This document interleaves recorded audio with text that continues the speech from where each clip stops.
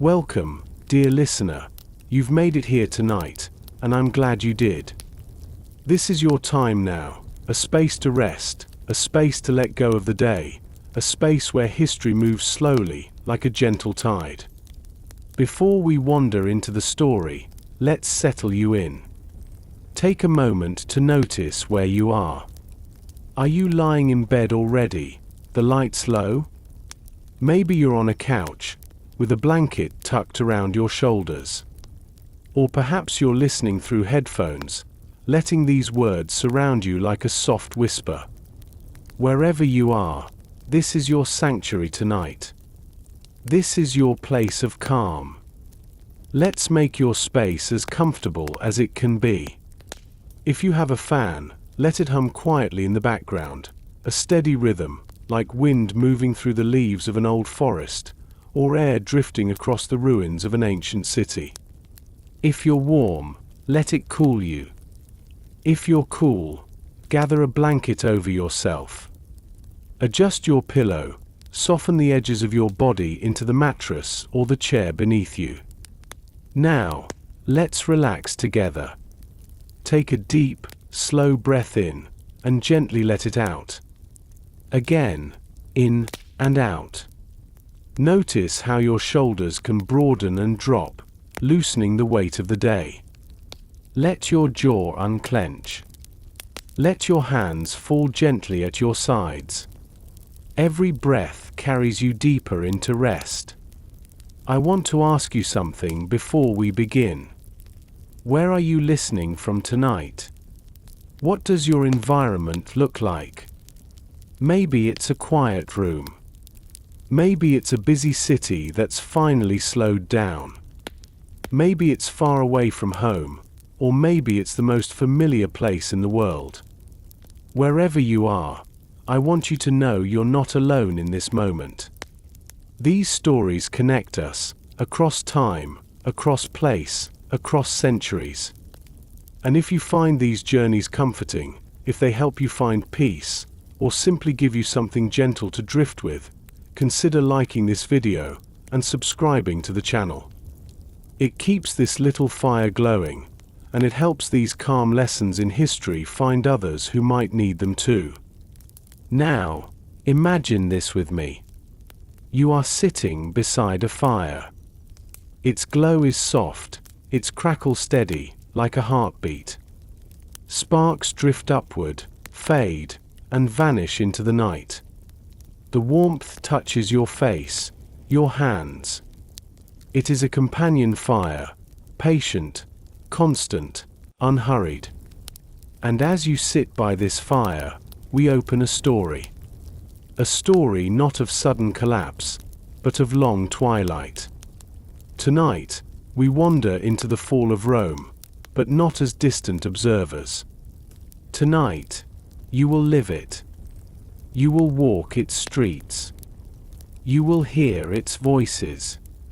You will feel the air of an empire that still stands, yet slowly unravels. Close your eyes, if you haven't already. Let the fire guide you. Let your breath guide you. And when you're ready, we'll begin, as you wake in Rome.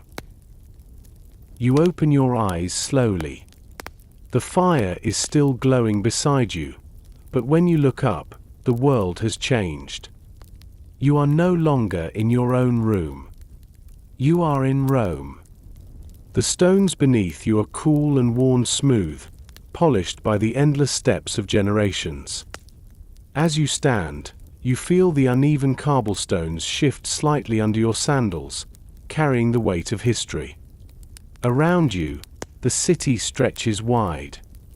Narrow streets twist between tall buildings, their brick walls patched and weathered, balconies of wood leaning outward. Laundry hangs between windows, soft cloth drifting in the morning air. Somewhere above, a shutter creaks open, and the faint chatter of a family drifts down into the street. The smells are rich and layered, bread fresh from the oven, its crust crackling in the hands of a baker, olive oil warming in clay jars, smoke from hearths where families stir pots of porridge, the faint tang of iron from a blacksmith's hammer striking metal. You breathe in, and it is the scent of a city alive. You walk slowly forward. Your hand brushes the wall of a temple as you pass. The marble is cool to the touch, but rough where time has chipped it.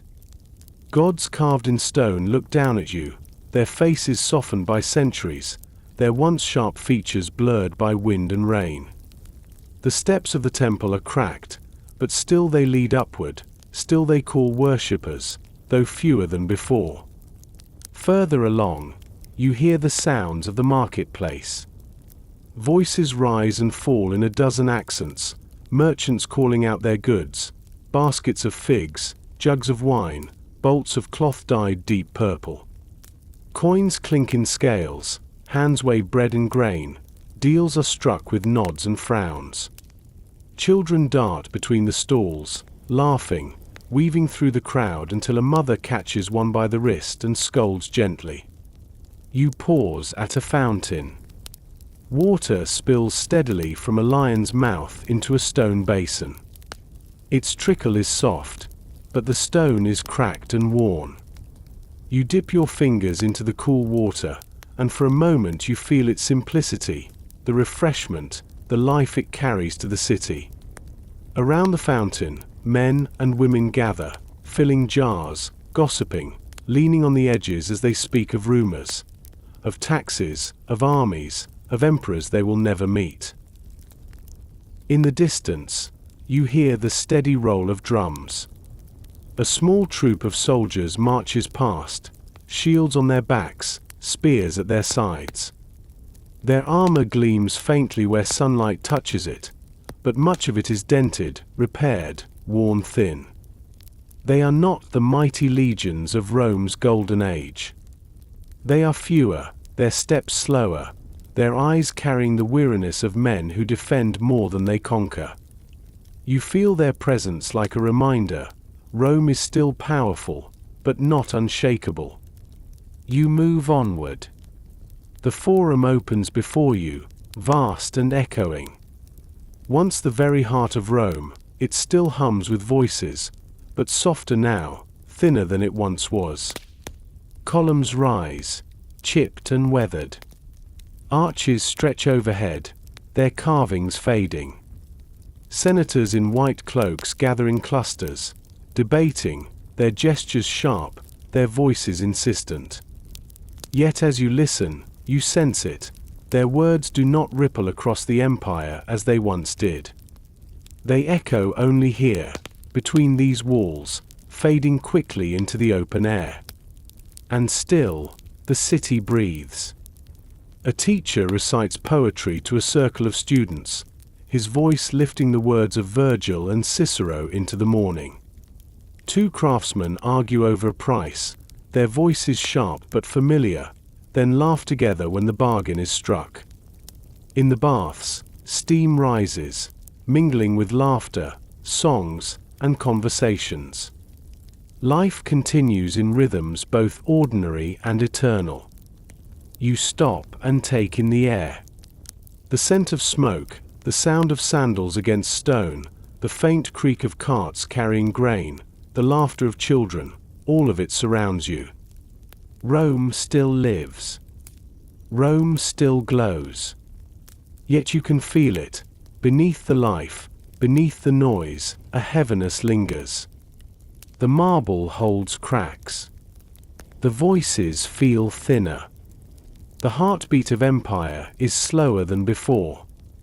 You stand at the center of it, quiet, noticing, breathing. The fire beside you still glows, though now it feels like part of the city itself, a warmth guiding you through its twilight. And as you linger there, the centuries begin to move. One decade fades into another. Emperors rise and fall. Armies march and retreat. The empire shifts, slowly unraveling. And you, the quiet observer, drift with it, carried like a dream through the long twilight of Rome. The story has begun. You open your eyes again, and the world around you glows with sunlight.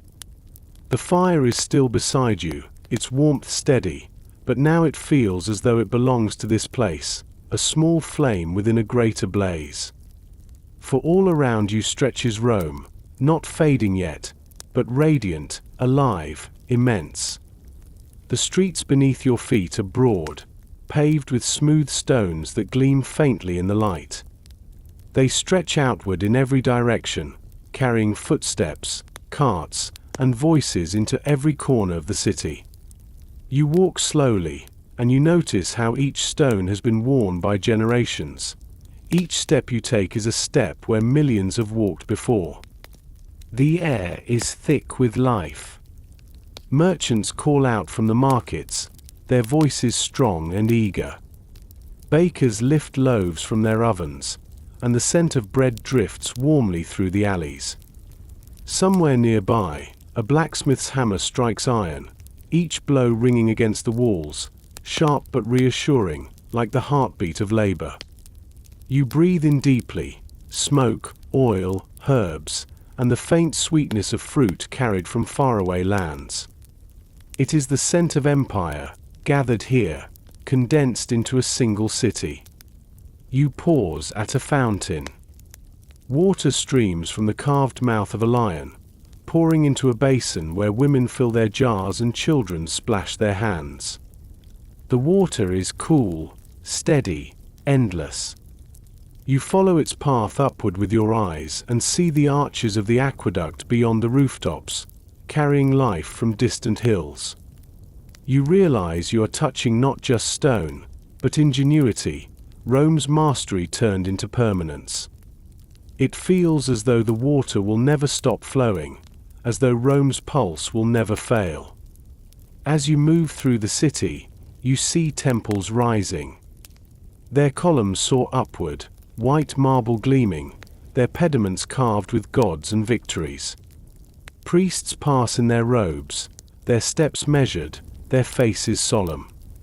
At the altar, smoke curls into the air, carrying the prayers of the city.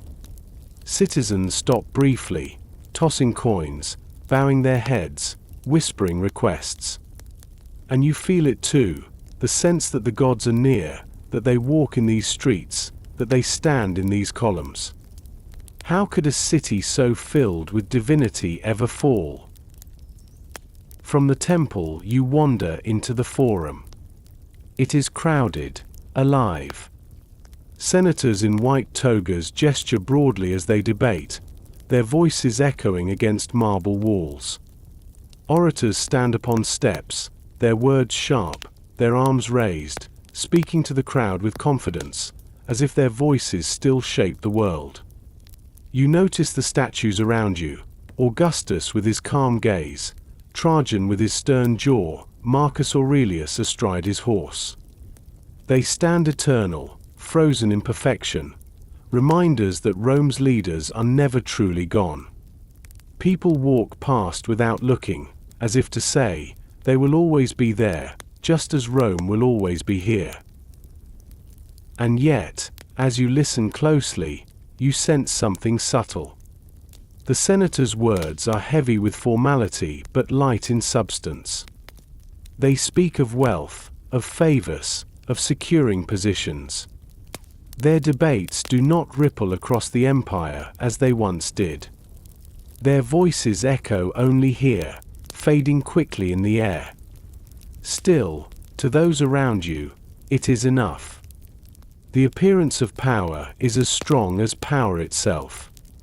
Leaving the forum, you wander further, drawn by the hum of voices. You arrive at the baths, a palace of leisure. Inside, steam rises in clouds, and laughter echoes beneath vaulted ceilings. Pools shimmer with light. Men recline, their faces calm, their bodies gleaming with oils. Attendants move quietly, pouring water, scraping skin, carrying towels. In one corner, dice tumble across a bench as men gamble, their laughter sharp. In another, philosophers speak of virtue and fate, their words rising and falling like gentle waves. You sink into the warmth, the air wrapping around you like a blanket. Here, time seems suspended. Here, Rome feels eternal. When you step back outside, the city has shifted toward evening. The light softens, turning the rooftops golden.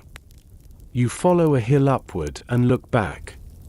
The city spreads below you, endless, walls rising strong, domes and columns glowing in the last rays of the sun. Roads stretch beyond the horizon, aqueducts gleam like ribbons of stone, ships in the river move slowly with the current.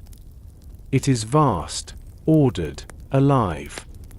To your eyes, it feels unshakable. And yet, a whisper lingers. You notice the cracks in the marble steps, the sagging roof of an insula, the laughter that sounds a little too loud, the speeches that ring a little hollow. They are small things, barely noticed. But they are there, like faint lines beneath the paint of a masterpiece. You breathe deeply and let the image settle in you. Rome is magnificent. Rome is alive. Rome feels eternal. But even in its height, you can feel the quiet truth: nothing is forever. You sit once more by the fire, its glow steady, its crackle soft. You watch its flames, and in them you see the city itself, bright, warm, magnificent. And as you watch, you remember, even the strongest fires eventually become embers. The fire beside you glows, steady and calm. When you open your eyes again, the city is still Rome, magnificent, sprawling, alive, but now you begin to notice what lies beneath its brilliance. At first, it is only small details. A wall in need of repair, its plaster cracked. A roof sagging slightly on a crowded insula, patched with scraps of wood. A statue missing its hand, left unrepaired, though once it would have been restored within days. To most, these are small things, ignored, forgotten. But as you walk, you begin to see them everywhere, faint lines in the stone, as though time itself is etching warnings into the city. You wander again through the forum. The senators stand in their white togas, but their words feel heavy with routine. They debate not the future of the empire, but the division of favors, the securing of wealth, the survival of their families. They smile, they gesture, they speak with elegance, but you notice their eyes darting to one another, measuring not ideas but advantage. The forum echoes with the performance of politics rather than its substance. At the edges of the square, citizens mutter quietly. A merchant complains of rising taxes. A farmer speaks of corrupt officials who take more than their share. Soldiers returning from the frontier grumble about pay delayed, about generals more interested in power than in loyalty. Their voices are low, cautious, but they are there, a quiet discontent beneath the marble stage. You leave the forum and enter the narrow alleys where the poor live. The air here is different. It smells of damp, of refuse, of too many bodies crowded together. Families huddle in rooms stacked upon one another, walls thin, windows small. You see a child cough as smoke from a brazier fills the chamber. You see a mother break bread into smaller pieces, stretching it to feed her children. In these streets, Rome does not shine. In these streets, Rome survives. And yet, even here, there is resilience. Children laugh as they play in the dust. Neighbors share scraps of food. A man sings softly as he mends sandals, his voice lifting above the narrow roofs. The people endure, as people always do. But you can feel the imbalance, a gulf widening between marble halls and crowded alleys, between those who feast and those who hunger. You wander back toward the baths, and even here, where marble still gleams, you hear the whispers of fragility. A man complains of bribery in the courts. Another speaks of a senator who bought his position, not earned it. Dice tumble on a stone bench, and someone laughs too loudly, clutching winnings that feel more desperate than joyful. The baths still shimmer with luxury, but beneath the laughter lies unease. Later, you pass the treasury. Guards stand at its gates, their armor worn, their eyes tired. Inside, clerks move quickly, their wax tablets covered with numbers. You hear them muttering of shortages, of grain shipments delayed, of coins clipped and lightened, of debts unpaid. Rome is still wealthy, but its wealth feels stretched, uncertain, fragile.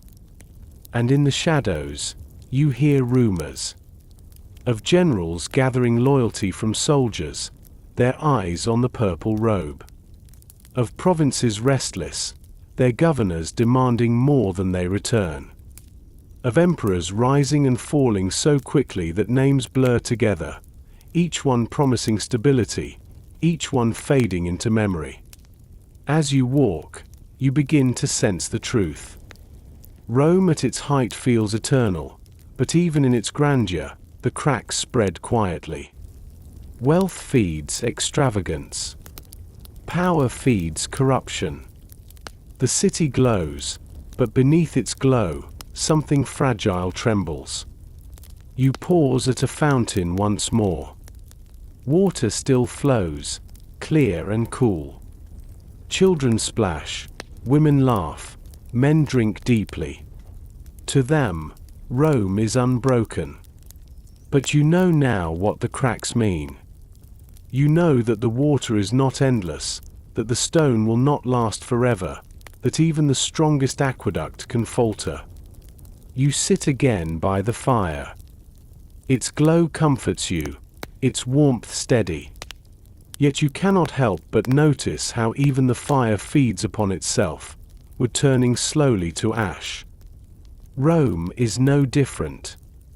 It burns bright, but the fuel is finite. The signs are there, if one chooses to see. And so you breathe deeply, letting the truth settle in you. Rome is magnificent. Rome is fragile. Both can be true at once. Even as cracks spread quietly through the empire, the daily life of Rome moves forward, steady and familiar. The city still wakes with the sun. The streets still hum with footsteps and voices. For the millions who call Rome home, it is not decline they notice, but routine. You walk slowly through the early light. Shutters swing open with a creak, one after another, as shops come alive. Bakers place loaves on wooden boards, the crusts dark and fragrant. The smell of bread drifts warmly through narrow alleys, mingling with the sharper scent of vinegar and oil. Merchants set out baskets of figs, jugs of olive oil, bundles of wool and cloth. The marketplace fills, not with the thunder of empire, but with the rhythm of exchange. At one stall, a man argues over the price of grain. His voice rises, his hands wave, and then, after a moment, he shrugs, accepts, and passes a coin. The clink of silver against bronze scales is constant, a steady music of survival. You pause at a fruit seller's stand. She holds out a handful of dates, their sweetness rich, their skins wrinkled from the desert journey. Her smile is weary but kind. Around her, children tug at her robes, asking for a taste, giggling when she relents. At the fountains, women gather with jugs. Water spills endlessly from carved mouths of lions and gods. Children splash their hands, shrieking with laughter, as their mothers scold them gently. A dog laps at the basin. Neighbors greet each other here, trading not only water but news, who is sick, who is married, who has gone to war. The fountain is as much a well of stories as of water. Farther down, you pass small workshops. The sharp tap of a hammer rings from a blacksmith's forge. Sparks fly, illuminating his face, streaked with sweat and soot. Next door, a potter leans over his wheel, clay rising beneath his hands, spinning into shape. A carpenter planes a plank, the wood curling away in long ribbons. Each sound is ordinary, yet together they are the heartbeat of the city. The rhythm continues in the schools. Beneath a shaded portico, a teacher recites lines of Virgil. His students repeat the words, stumbling, correcting, trying again. Their voices rise and fall in unison, echoing against stone. A boy scribbles letters on a wax tablet, tongue between his teeth in concentration. Another glances at the teacher, eager for approval. Knowledge moves quietly from one generation to the next, even as storms gather in the distance. By midday, the baths open their doors. Steam pours out, carrying the smell of heated stone and oil. Inside, voices echo in great vaulted halls. Men recline in the warm pools, sighing as tension melts from their bodies. Attendants move gently, scraping skin, pouring water. In one corner, dice tumble across a bench, laughter erupting at each throw. In another, two philosophers lean close, their voices soft, debating virtue and fate. It is as if the world outside has no weight. The baths remain the sanctuary they have always been, a daily pause in the current of life. Later, in the quiet streets, laundry hangs from wooden beams, catching the breeze. A woman leans from her window to speak with her neighbor, their voices warm and familiar. A boy drives a small herd of goats through an alley, their hooves tapping rhythmically against stone, their bleats echoing. Cats slip between shadows, pausing to stretch in patches of sun. These are the details of a city still alive, still ordinary, still whole. As evening comes, the rhythm changes. Families gather around tables. Bread is broken. Olives and cheese are shared. A pot of stew simmers, ladled into bowls. Wine, mixed with water, is poured into cups. Conversation drifts around the table, of harvests, of neighbors, of small joys. Children's eyes grow heavy, their heads resting on their arms as parents tell stories of ancestors, of gods, of heroes. Lamps are lit, flames flickering gently, filling the room with golden glow. From the hill above the city, you see thousands of such lamps glowing at once, each window a spark, each home a sanctuary. Rome breathes through them, not through emperors or armies, but through bread baked, water drawn, lessons taught, laughter shared, lamps lit against the night. And as you sit once more by the fire, you feel the truth. Empires may falter, rulers may fade, but ordinary life endures. The city is held together less by marble or armies than by the steady routines of its people, their meals, their labor, their laughter, their rest. The fire crackles softly. Around you, Rome continues its day. Fragile in its grandeur, yet strong in its simplicity. Ordinary, and yet eternal. Above the daily rhythms of the city, power shifts. Rome is not guided only by bakers and teachers, by merchants and families. It is guided, too, by emperors, men whose names rise suddenly, whose faces are pressed into coins, whose statues appear in the forum, and whose power can vanish as quickly as it arrives. You notice how swiftly the names change. In one season, a man's face is everywhere, stamped on silver denarii, painted in mosaics, carved into arches, spoken in proclamations. Children play with coins that bear his likeness. Soldiers salute his image. Senators praise his wisdom in long speeches. For a moment, it feels certain, this man is Rome. And then, as quietly as clouds moving across the sky, the face is gone.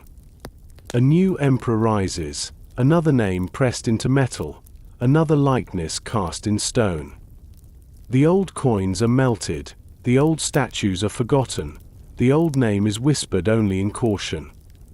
In the forum, senators gather in their white togas. Their words are practiced, elegant, filled with the weight of tradition. But you sense the hollowness. They praise the current emperor with great enthusiasm, yet their eyes flicker toward one another, cautious, calculating. They know how quickly fortune turns. Today they praise one man. Tomorrow they may praise his rival. To survive is to bend with the wind, to honor the throne without ever trusting it too deeply. In the baths, the whispers are bolder. Steam clouds the air, muffling voices, making them safer. A merchant leans close to his friend. The legions in the north have declared their general emperor. His friend sighs, shrugs, and replies, "It happens often. We will know soon enough if he marches here." Their shoulders relax into the water. Dice tumble on the benches nearby, laughter covering our knees. Even leisure carries the shadow of politics. In the streets, the people adapt. To the baker, to the cloth seller, to the farmer, it matters less who rules in the palaces than whether grain still arrives, whether bread is still handed out, whether taxes remain bearable. They cheer when a new emperor rides through the city, but the cheer is cautious, like applause for a play that may soon end. They know that another man will follow. You wander past the Palatine Hill, where the palaces gleam with marble and mosaics. From a distance, they look eternal. Inside, the air is heavy with incense, with whispers, with the rustle of silk. Courtiers bow low, their words sweet, their faces polished. Yet behind their eyes lies calculation. To stand too close to the emperor is to risk falling with him. To stand too far is to risk being forgotten. Every gesture matters. Every word can decide survival. The emperor himself, though he wears purple robes and gold crowns, though he is called divine, walks through these halls with unease. Surrounded by guards, he knows how fragile the throne is, how many before him have been betrayed by those closest at hand. Beyond the city, in the military camps, loyalty has shifted. The soldiers cheer their general, not the distant emperor. They carry his portrait in their standards. They chant his name in their camps. For them, loyalty belongs to the man who marches with them, who pays them on time, who promises victory and spoils. You sense the danger, that Rome's strength lies not in the Senate, not in marble halls, but in the hands of men who may choose their leader, and choose again tomorrow. Back in the forum, arches rise one after another. Each emperor demands his victories be carved in stone, his name etched into marble, his likeness raised upon a pedestal. The forum grows crowded with statues, each face stern, each raised in triumph. But the more they multiply, the less eternal they seem. Their very abundance reveals fragility. For if one man truly embodied permanence, would so many need to prove it? Still, life below continues. The bakers bake. The children laugh at fountains. The blacksmith hammers iron. The teacher recites Virgil beneath his portico. The people endure. They adapt to the rise and fall above them with patience. For them, Rome is not emperors, but bread, water, laughter, warmth. And yet, as you sit again by the fire, you cannot forget the pattern. Each spark that flares above the flame is like an emperor, bright, brilliant, commanding attention, then fading into the night. The fire itself endures, not because of sparks, but because of the steady wood beneath, the embers glowing long after each flame dies. Rome too survives, not through the permanence of its rulers, but through the persistence of its people. The fire beside you burns steadily, its glow soft, its warmth constant. Around you the city of Rome continues, still magnificent, still alive. The streets echo with footsteps, the baths shimmer with steam, the markets fill with the sounds of haggling and laughter. On the surface, it seems unchanged, eternal. Yet beneath the rhythm of daily life, you sense a shift. Rome is no longer one empire. It is two. At first, the difference is hard to see. In the Forum, senators still gather. Their togas gleam white, their gestures are broad, their voices practiced. They speak as if their words matter, as if the Senate is still the heart of power. In the temples, priests still lift incense, still whisper prayers to the old gods, their smoke curling into the sky.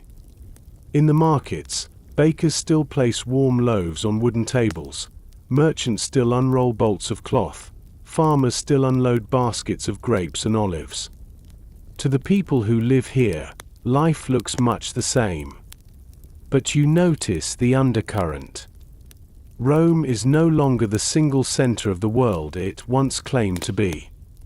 The empire has divided, east and west, two halves of what was once whole.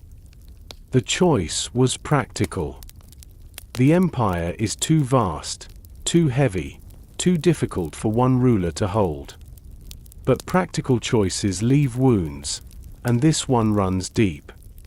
You hear the name whispered first with unease, then with familiarity: Constantinople.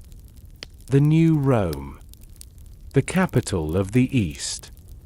A merchant mutters it as he counts his coins: the emperor rules from there now. A neighbor frowns, repeating the name as though it tastes strange on his tongue. Constantinople. Some shrug and say it makes no difference. Others fall silent, uneasy, as though something has been taken from them. Rome was always the heart. Now it is only half. The West still carries the aura of greatness. Walk its streets, and the marble still glows. Temples still stand, their columns tall, their pediments carved with gods and victories. Statues of emperors line the Forum, their eyes unblinking, their hands raised as if still commanding the world. The baths still fill each day with voices. The aqueducts still carry water in graceful arches across the hills. Rome still looks eternal. But as you pause, you notice how its grandeur feels older now. The statues are chipped. The walls are cracked. The inscriptions fade. It is as though the West is wearing its age on its face.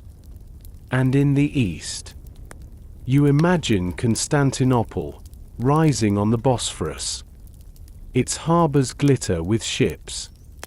Its walls soar higher than Rome's, triple layers of stone said to be unbreakable.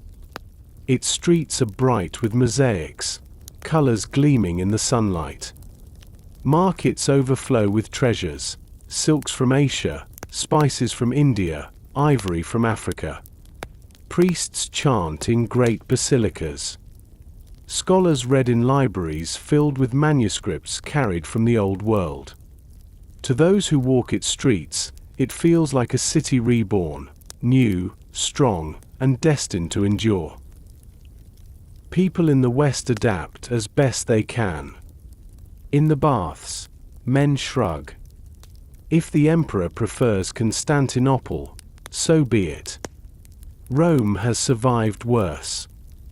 At the fountains, women draw water, gossiping as though nothing has changed. Children still chase each other through the alleys, their laughter high and free. To them, Rome is not fading. Rome is home. And yet, behind the laughter, unease lingers. In taverns, men lean closer to one another, lowering their voices. Without the emperor here, what will become of us?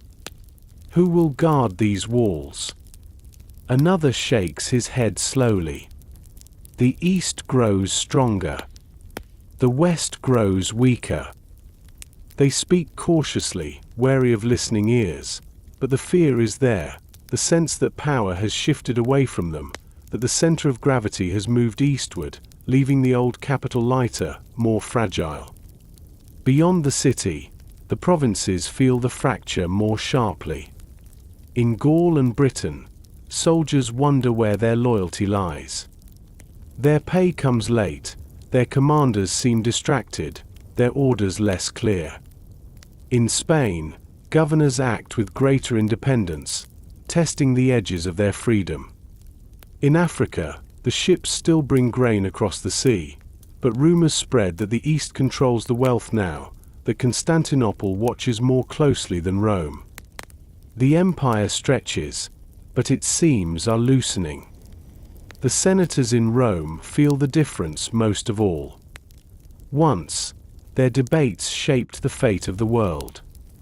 Now their speeches echo mostly within their own walls.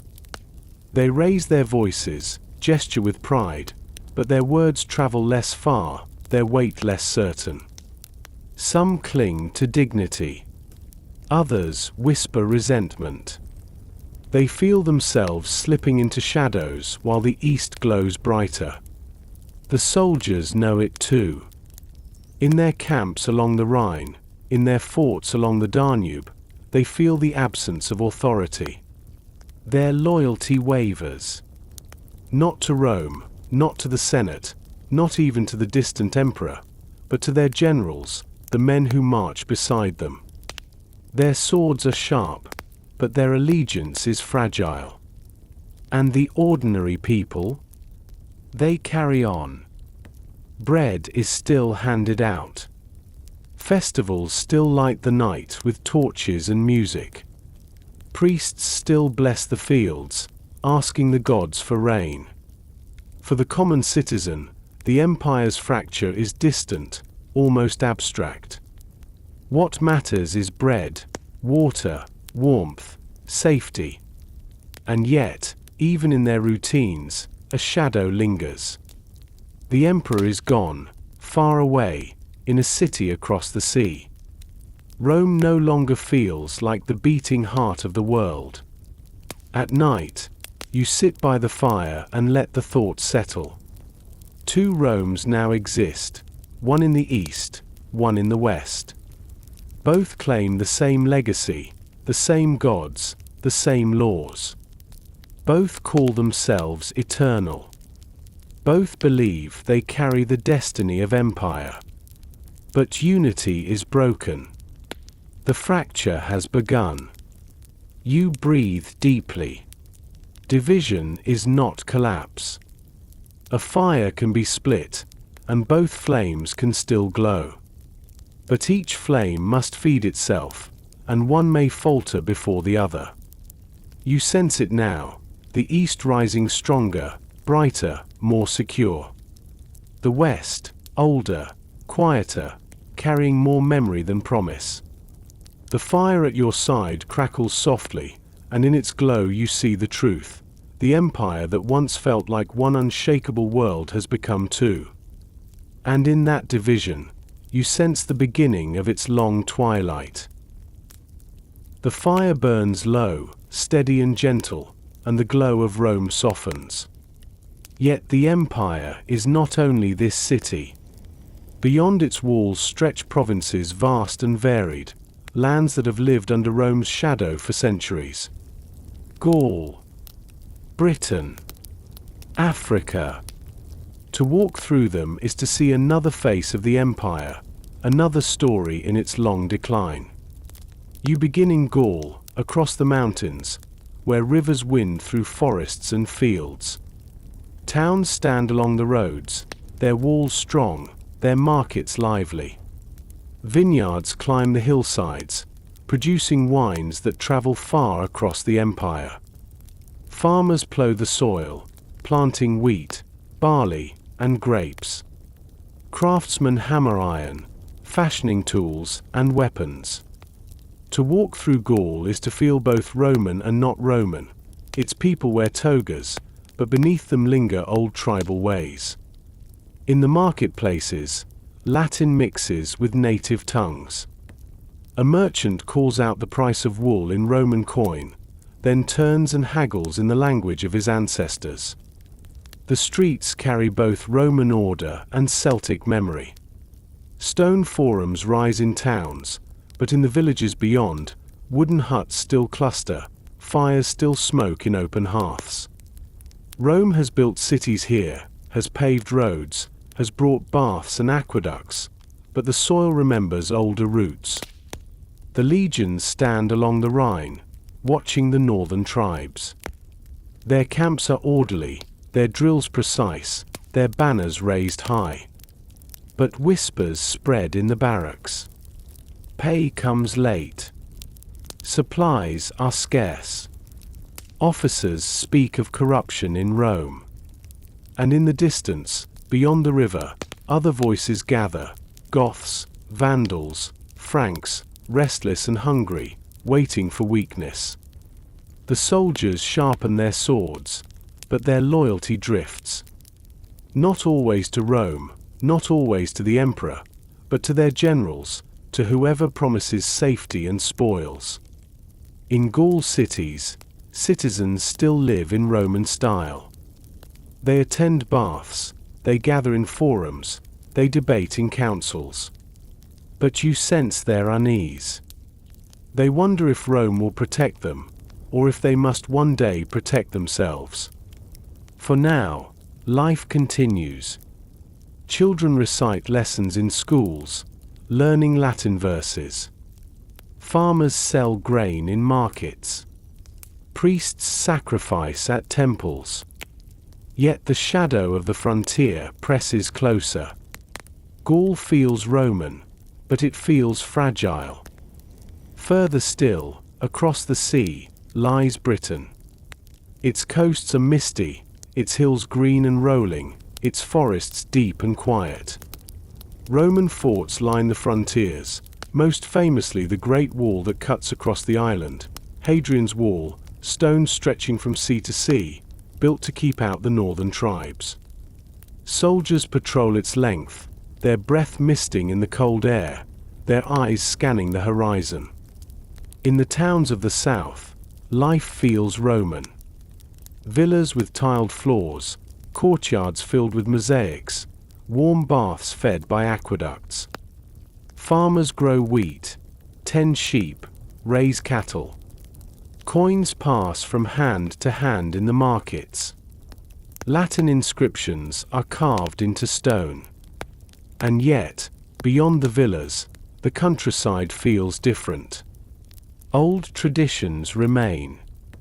Druids whisper in hidden groves. Tribes still paint their bodies, still sing the songs of their ancestors. Rome has settled Britain, but it has never fully tamed it. As the empire weakens, its grip here loosens first. Ships from Gaul bring fewer supplies. Soldiers receive less pay. Garrisons grow thin. At Hadrian's Wall, men murmur that reinforcements will not come. The northern tribes press harder, raiding across the frontier. Smoke rises from villages, and fear spreads among farmers. Some flee south. Some fight. Some wonder if Rome will one day leave them behind. And indeed, in time, Rome's presence in Britain fades. The forts stand, but the soldiers depart. The villas crumble. The tiled floors crack. The baths grow cold.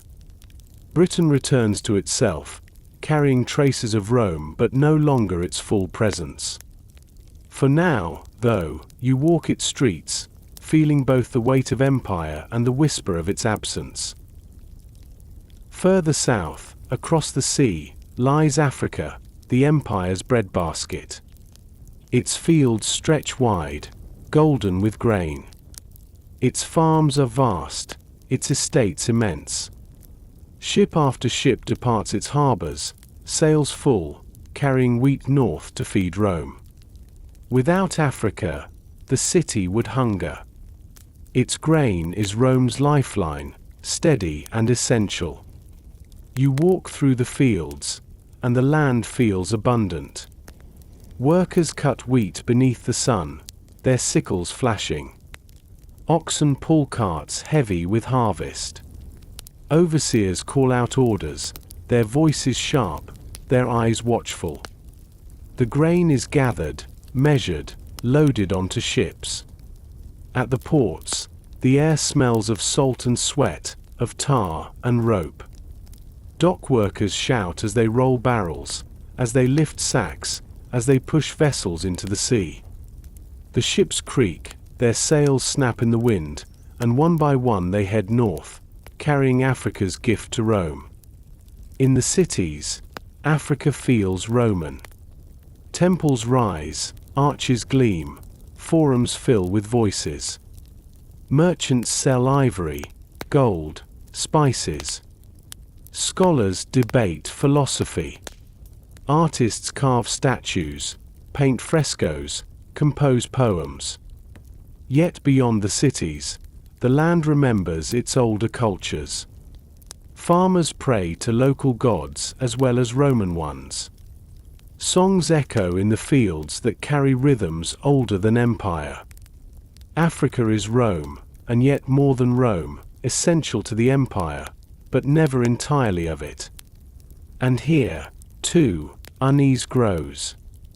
Rumors spread of tribes beyond the deserts, of raiders along the coasts. Governors argue, some loyal to Rome, some more loyal to themselves. Soldiers grumble at their posts.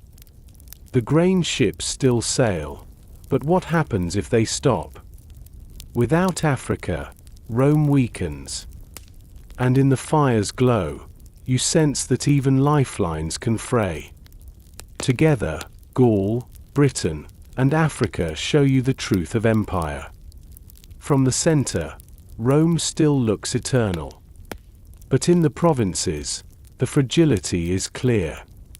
In Gaul, soldiers on the frontier wonder if Rome will hold. In Britain, citizens fear abandonment. In Africa, the empire's lifeline depends on fragile balance. And yet, in all these places, life continues. Farmers still plant. Children still laugh. Merchants still haggle. Priests still pray. The empire may tremble, but its people endure. You sit once more by the fire, its glow steady, its warmth constant. And as you listen, you feel the provinces like echoes around you. Gaul's fields, Britain's mists, Africa's golden grain. All bound to Rome, all tied to its fate, all fragile, all enduring. Rome is not only a city, it is a world. And in its provinces, you sense both its strength and its weakness, the breadth that made it mighty, and the breadth that will one day pull it apart. The fire flickers, its glow steady but lower now, and around you the empire feels more fragile than before. Rome, once so proud, so eternal, now hears footsteps at its borders. Not just armies, but entire peoples, moving, searching, pressing against the empire's edges. They come with hunger, with need, with hope, with desperation. And as they press closer, Rome begins to tremble. From the north, through forests and rivers, come the Goths. Tall, strong, carrying long swords and oval shields, their hair long, their voices deep. They are not strangers to Rome. For centuries they have traded, fought, allied, and clashed. Some have served as mercenaries, their loyalty bought with Roman coin. Others have raided, burning villages, testing the empire's defenses. You hear their footsteps first as rumor. Merchants whisper in markets, the Goths are moving south again. Soldiers mutter at the frontier, they grow restless, they demand land. Families in border towns glance northward, fearing smoke on the horizon. And soon, it is not rumor but reality. Entire groups of Goths, families, not just warriors, press toward Roman territory. They come with wagons, with children, with animals. They come not only to fight, but to survive. They seek food, farmland, safety. The empire faces not an enemy army, but a migrating people. To let them in risks weakness. To turn them away risks violence. In the fields near the Danube, you watch as Roman officials meet with Gothic leaders. Their voices are tense, their gestures sharp. Promises are made, of land, of grain, of safety. But promises break. Corruption steals supplies meant for the refugees. Hunger gnaws. Anger grows. And soon, the Goths rebel. You see them clash with Roman legions. Shields lock, swords strike, dust rises, the cries of men fill the air. And for the first time in centuries, a Roman army breaks. At Adrianople, the emperor himself falls. The Goths do not vanish. They remain, settling within Rome's borders, carving a place for themselves inside the empire's skin.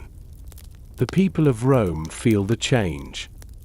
They whisper in taverns, if the Goths can defeat us, who is safe? Fear spreads, but life goes on. Bread is still baked. Baths still open. But the shadow of the Goths remains.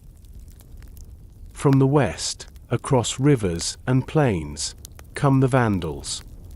Fierce, determined, their tribes move like a tide. They sweep through Gaul, through Spain, their banners fluttering, their warriors riding hard.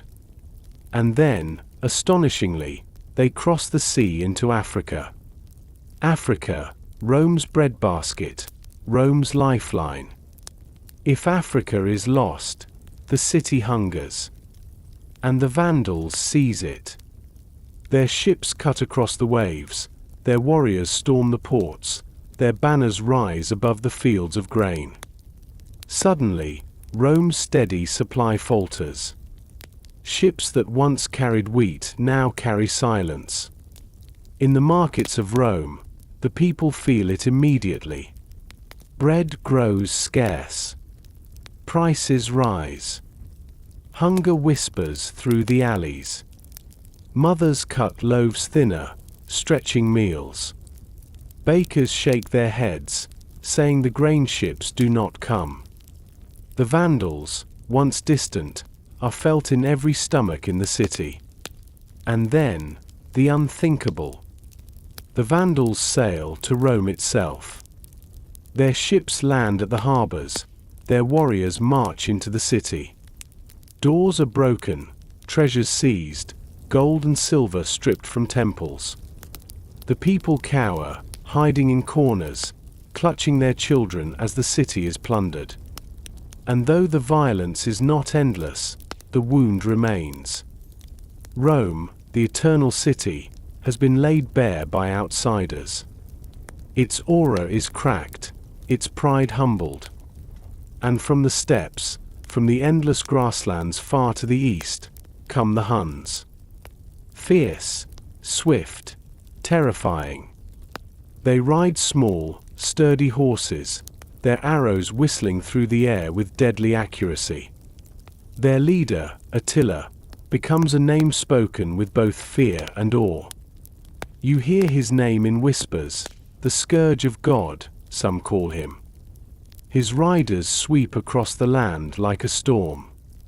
Villages vanish. Fields burn. Whole provinces tremble at his approach. Unlike the Goths or Vandals, the Huns do not come to settle, to farm, to build. They come to take, to raid, to demand tribute. Their power is mobility, their weapon is terror. In the cities of the empire, people speak of him as though he is more than human. He cannot be stopped, they say. He rides like the wind, his armies like shadows. Refugees pour into towns, their stories filled with fire and blood. The fear of Attila becomes almost greater than Attila himself. And yet, even his storm passes. The Huns raid, they terrify, but they do not stay. When Attila dies, his empire scatters like dust in the wind. But the scars he leaves on Rome remain. He shows how fragile the empire truly is, how even the strongest walls cannot stop fear from spreading. Together, the Goths, the Vandals, the Huns reveal the empire's weakness. Once, Rome had pressed outward, conquering, expanding, absorbing. Now it is pressed inward, tested, challenged. The barbarians are not simply enemies. They are a mirror, showing Rome what it has become. You sit by the fire, and in its glow you see their shadows flickering. The Goths, settling within the empire's borders. The Vandals, seizing Africa, cutting Rome's lifeline. The Huns, sweeping like fire across the plains. Each one presses from a different direction. Each one leaves a mark. Rome still stands. The baths still steam. The fountains still flow. Children still laugh in the streets. But the pressure grows, the edges fray, the center trembles. The empire is no longer eternal. It is fragile, tested from without as much as from within. The fire crackles softly. You breathe deeply, letting the truth settle gently. Power is not lost in a single night. It is worn away, pressed upon, tested again and again. And here, in the shadows of Goths, Vandals, and Huns, you see how the long twilight of Rome deepens. The fire glows low, its crackle softer now, and around you Rome feels wearier. The streets are still filled with people, the markets still open, the fountains still pour water, but the rhythm has changed. Beneath the surface of routine lies unease. Fear and hunger creep into daily life, threading themselves through ordinary moments. You walk slowly through the city at dawn. The stones are cool beneath your feet, worn smooth by centuries of footsteps. The baker's door opens, as it always has, but the loaves are smaller, the smell of bread thinner. People gather quickly, anxious to buy before the supply runs out. Coins clink, hands reach, voices rise in argument. A woman clutches 2 loaves, her eyes wary, as though someone might take them. Hunger has made even bread feel precious. Vendors set out their stalls, but the baskets of fruit are fewer, the olive smaller, the cheese harder. Where once the market overflowed, now it feels stretched thin. Men and women haggle more fiercely, every coin weighed, every purchase a negotiation. The chatter is not of abundance but of survival. Children still run between the stalls, their laughter carrying through the square, but even their games carry shadows. One boy chases another with a stick, shouting, "Barbarian! Barbarian!" The others laugh, but the word lingers. What was once play now echoes fear. At midday, you step into the baths. Once, they had been places of luxury, pools steaming, halls echoing with laughter, dice tumbling on marble benches. Now, they feel quieter. The water is still warm, the attendants still scrape skin with strigils, but the crowd is thinner. Some cannot afford the entrance fee. Others fear gathering in public, fearful of unrest or raids. Those who come speak in lower voices. A man sighs, murmuring that grain is scarce. Another shakes his head, whispering that soldiers in the north refuse their orders. Two older men argue softly about the emperor, not in loyalty, but in doubt. The air is heavy, as though leisure itself has become fragile. By evening, families gather in their homes. Once, meals were hearty, filled with bread, olives, meat, wine. Now, portions are smaller. A pot of lentils simmers, stretched with water. Bread is shared carefully, divided into thin slices.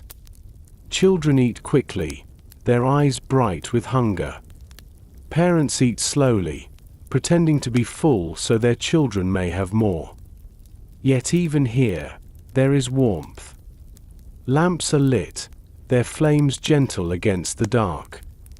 Parents tell stories, of old heroes, of gods, of ancestors. Children lean close, listening, their worries eased by the sound of familiar voices. Even in scarcity, families cling to each other. Fear is softened by routine. Hunger is tempered by love. In the forum, voices still rise. Orators speak, senators debate, scribes record. But the words feel hollow. Fewer people stop to listen. The speeches no longer stir the heart as they once did. A man stands on a step, declaring that Rome is eternal, but the people shake their heads, muttering about bread, about taxes, about soldiers unpaid. Eternal words cannot fill empty stomachs. Graffiti spreads on the walls. Messages scrawled in charcoal or scratched with knives. Some praise generals who protect them. Some curse officials who hoard grain. Some are simple pleas, "We are hungry." The city itself seems to speak through these marks, voicing what the speeches cannot. In the camps outside the city, the soldiers feel the same strain. Their boots are worn, their rations smaller. They drill still, their shields clashing, their swords striking, but their eyes are tired. Loyalty wavers. They grumble that pay is late, that officers steal what little remains. Some slip away in the night. Others sell their services to generals or governors who promise more. The legions, once Rome's strength, now feel brittle. And yet, they endure. They keep watch at the gates. They patrol the roads. They stand in the shadows of walls that grow older each year. They may doubt their leaders, but they still protect their people. Fear is in their eyes, but duty is in their stance. In every corner of the city, fear whispers. Fear of hunger. Fear of raids. Fear of betrayal. Fear that tomorrow will be worse than today. And yet, alongside fear, routine persists. Bread is still baked. Children still play. Lamps still glow. Rome still breathes. The people of the city are not emperors, not generals, not senators. They are bakers, farmers, mothers, children. They endure not through power, but through persistence. They wake each morning, they labor through the day, they rest at night. Their strength is quiet, uncelebrated, but essential. You sit once more by the fire, listening to the crackle, feeling its warmth. And you realize that even in decline, Rome endures. Not through its emperors, who rise and fall like sparks. Not through its armies, whose loyalty wavers. But through its people, who cling to their routines even when fear and hunger press close. This is how civilizations fade. Not all at once. Not with silence. But slowly, quietly, as routines continue, even as they grow thinner, weaker, more fragile. Rome is declining, but Rome is also living. Its people laugh, eat, pray, love. And in that, there is still strength. The fire glows, the night deepens, and Rome breathes on. Fragile, fearful, hungry, yet alive. The fire beside you crackles gently, its glow steady, its warmth soothing. Yet in the distance, another fire rises, not the fire of comfort, but the fire of invasion. For the eternal city, the heart of the empire, will one night no longer be eternal. It will be entered. It will be opened. It will be sacked. At first, it begins like rumor.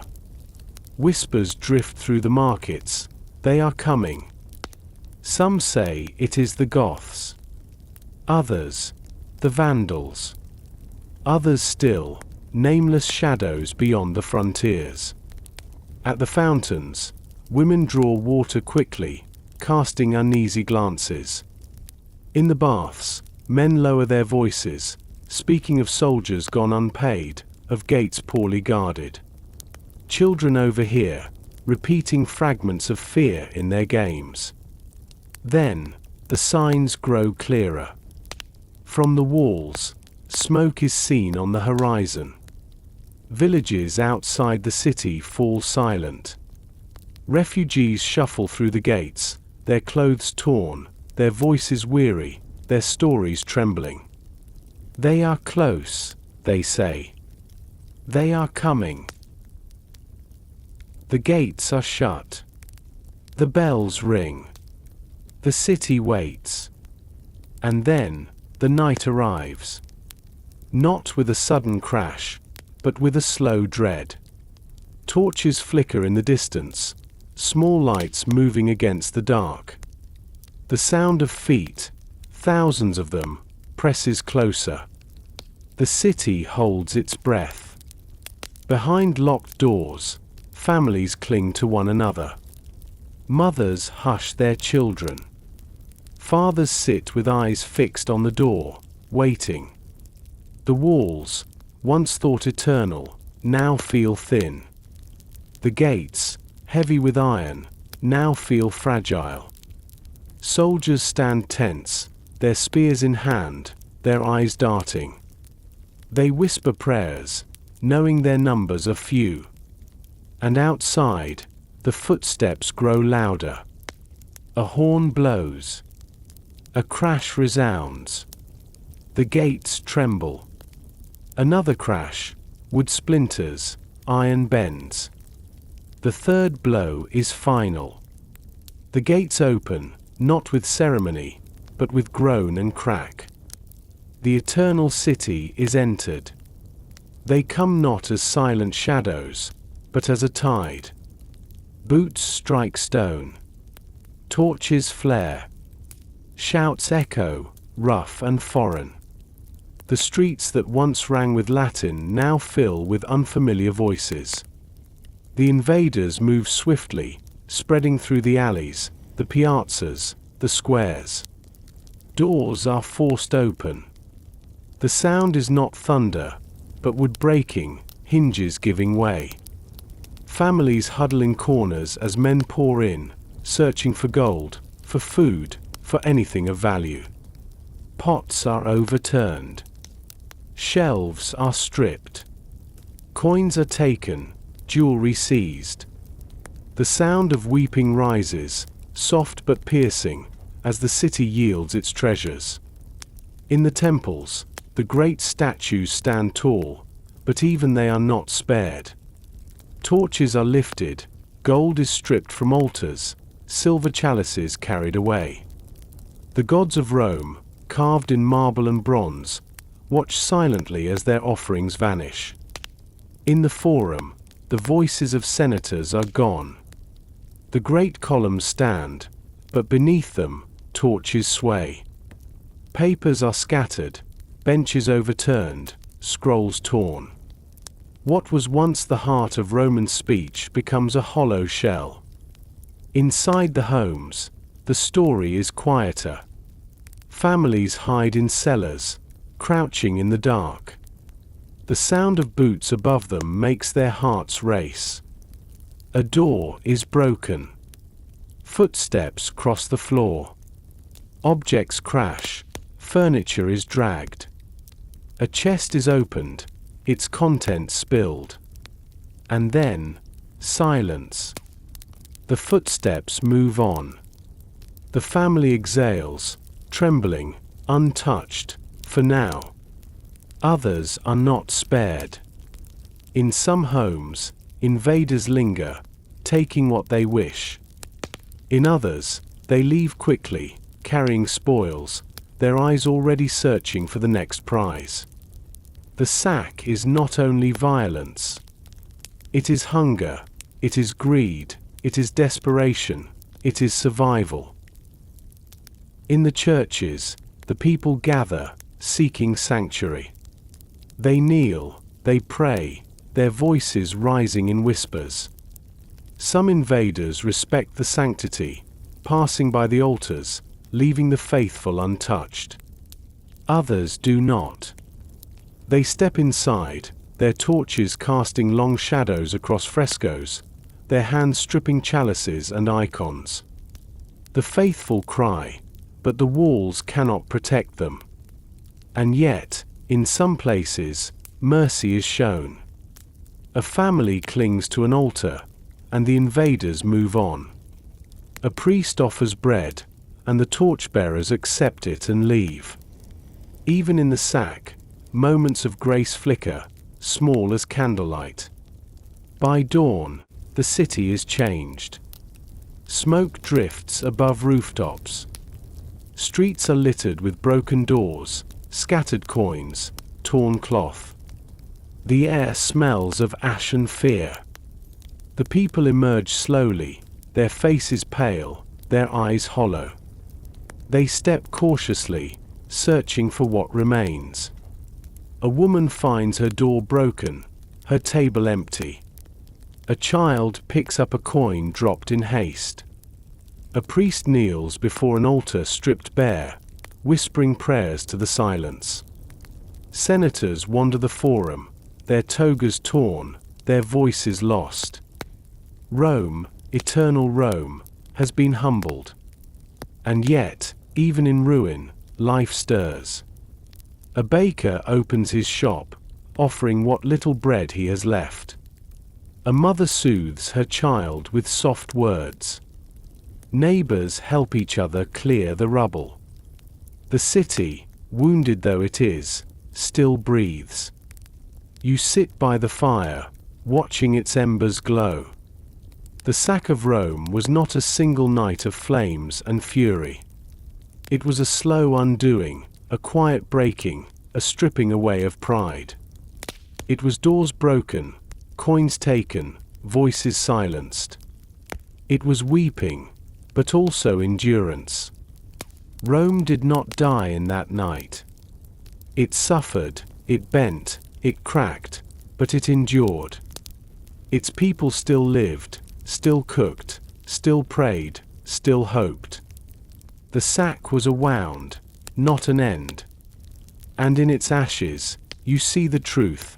No city, however eternal, is untouchable. The fire flickers gently, and you breathe deeply.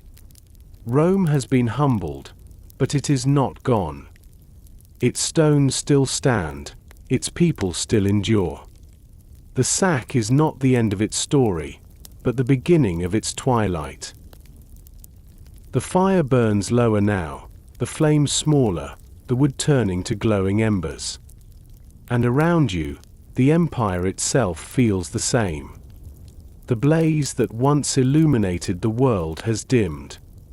The names of emperors, once spoken with awe, now pass more quickly, fading almost as soon as they are heard. Rome, the eternal city, still stands. But the men who wear its crown are shadows of those who came before. You walk through the streets of the city and feel the weight of time pressing down. The forum is still there, the columns still tall, the stones still firm beneath your feet. Yet the voices that rise in debate are fewer. Senators enter the hall, their togas neat, their steps deliberate, but their words sound hollow. They argue about laws, about decrees, about matters that once would have shaped the destiny of the empire. Now, their voices echo mostly to themselves. The real decisions lie elsewhere, in the hands of generals, in the whispers of mercenaries, in the quiet of foreign courts. The baths are still open, their waters warm, their air filled with steam. Men gather as they always have, speaking of daily matters. But their talk has changed.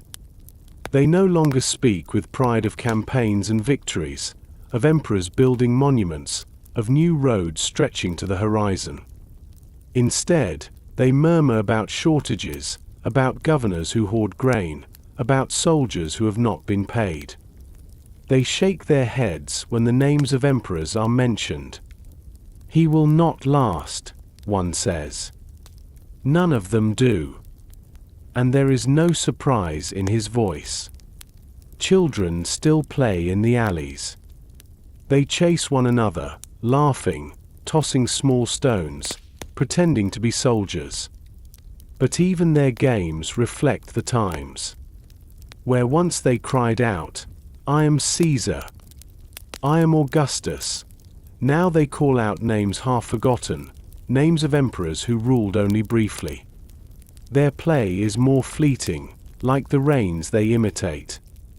The throne itself has grown fragile. Men rise, claim the purple robe, are hailed for a season, and then vanish. Some are overthrown, some are killed, some simply disappear into the silence of exile.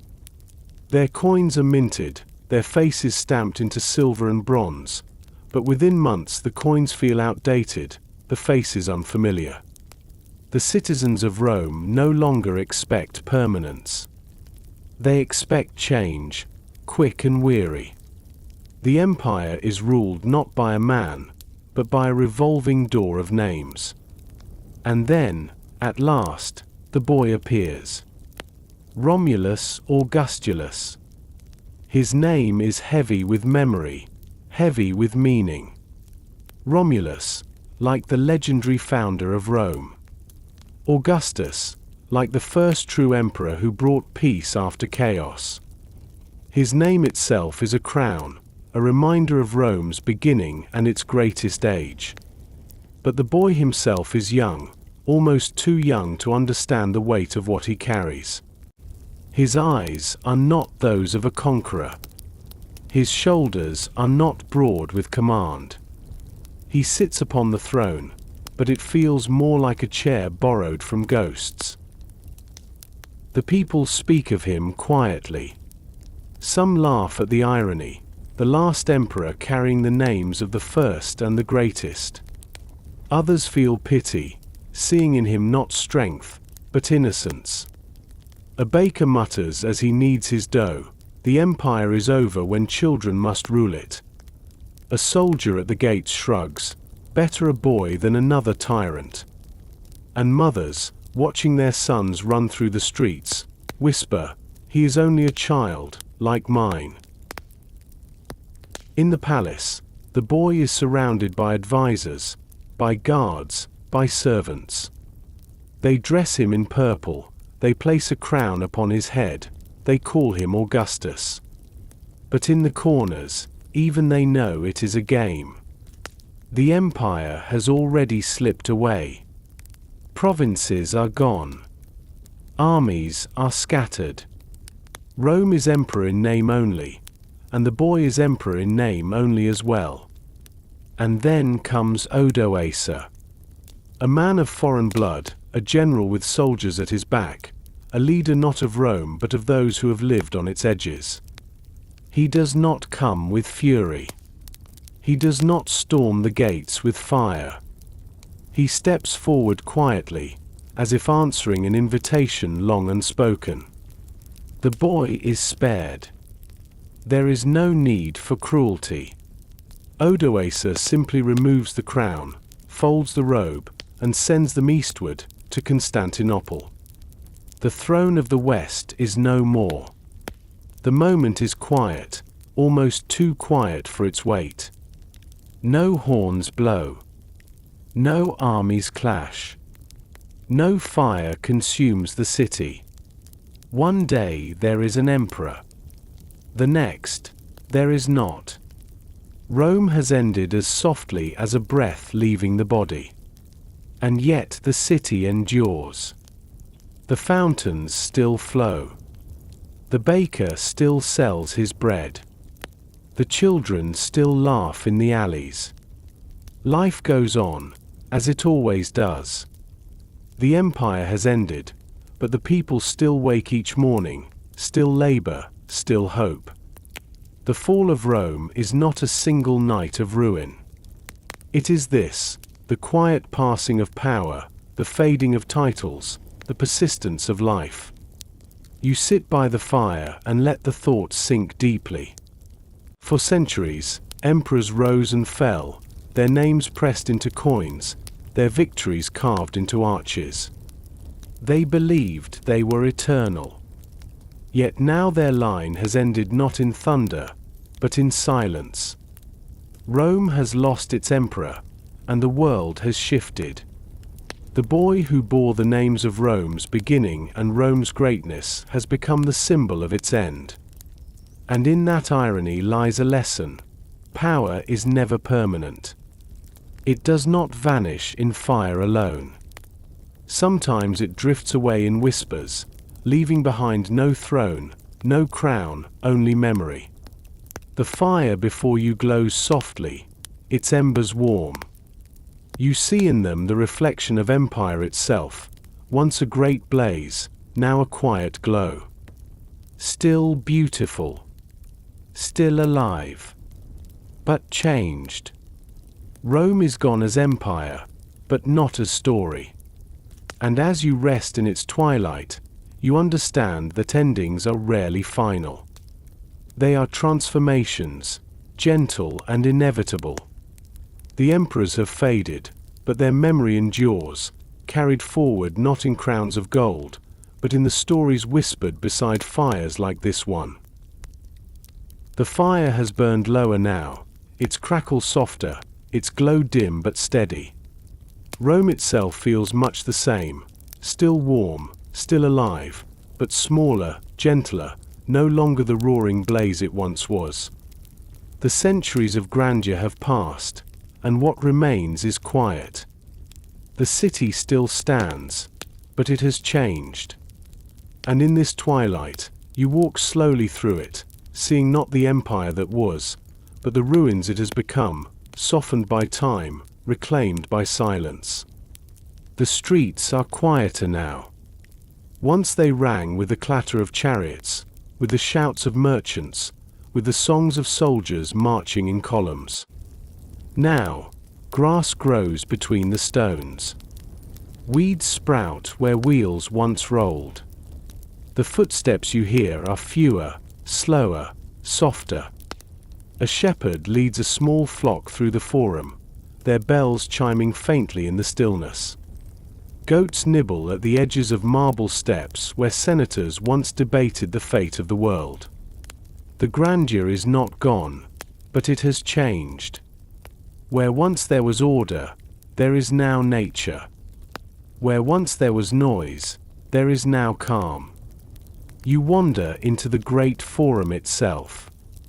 The columns still rise, tall and dignified, but their tops are broken, their edges worn.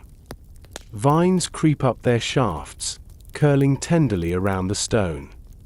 Birds perch on ledges that once displayed statues of emperors. The floor is cracked, the inscriptions faint. And yet, there is a strange peace here. The grandeur of Rome has not been erased, it has simply been softened, its sharp edges worn smooth by time, its glory translated into stillness. The temples, too, stand in fragments. Roofs have fallen, leaving open sky where once priests chanted prayers.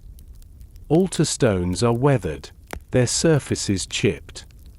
But wildflowers bloom in the cracks, their petals bright against pale marble. Bees hum where incense once burned. The gods of Rome no longer receive sacrifice, yet their houses are filled with life again, not of ritual but of nature. The silence is not empty. It is full of gentle presence. You walk past the great baths, their arches towering but broken, their pools dry. The mosaic floors, though cracked, still glitter with bits of color, scenes of dolphins, nymphs, and sea gods. In the quiet halls, the echoes of laughter and splashing water seem to linger, faint but tender, like a memory. The air is cooler here, the walls shading the sun, and in the shadows, plants sprout where water once flowed. Rome's leisure has faded, but its beauty remains, transformed into quiet reflection. Beyond the city, the aqueducts stretch across the hills. Their arches march steadily, though many are crumbled, their lines broken. Once they carried rivers across valleys, feeding fountains and baths, keeping the city alive. Now, grass grows at their feet. The water no longer runs, but the arches remain, like ribs of a giant long gone, standing in dignity even as they decay. They are reminders of Rome's mastery, and of time's patience. The amphitheater, too, is still there.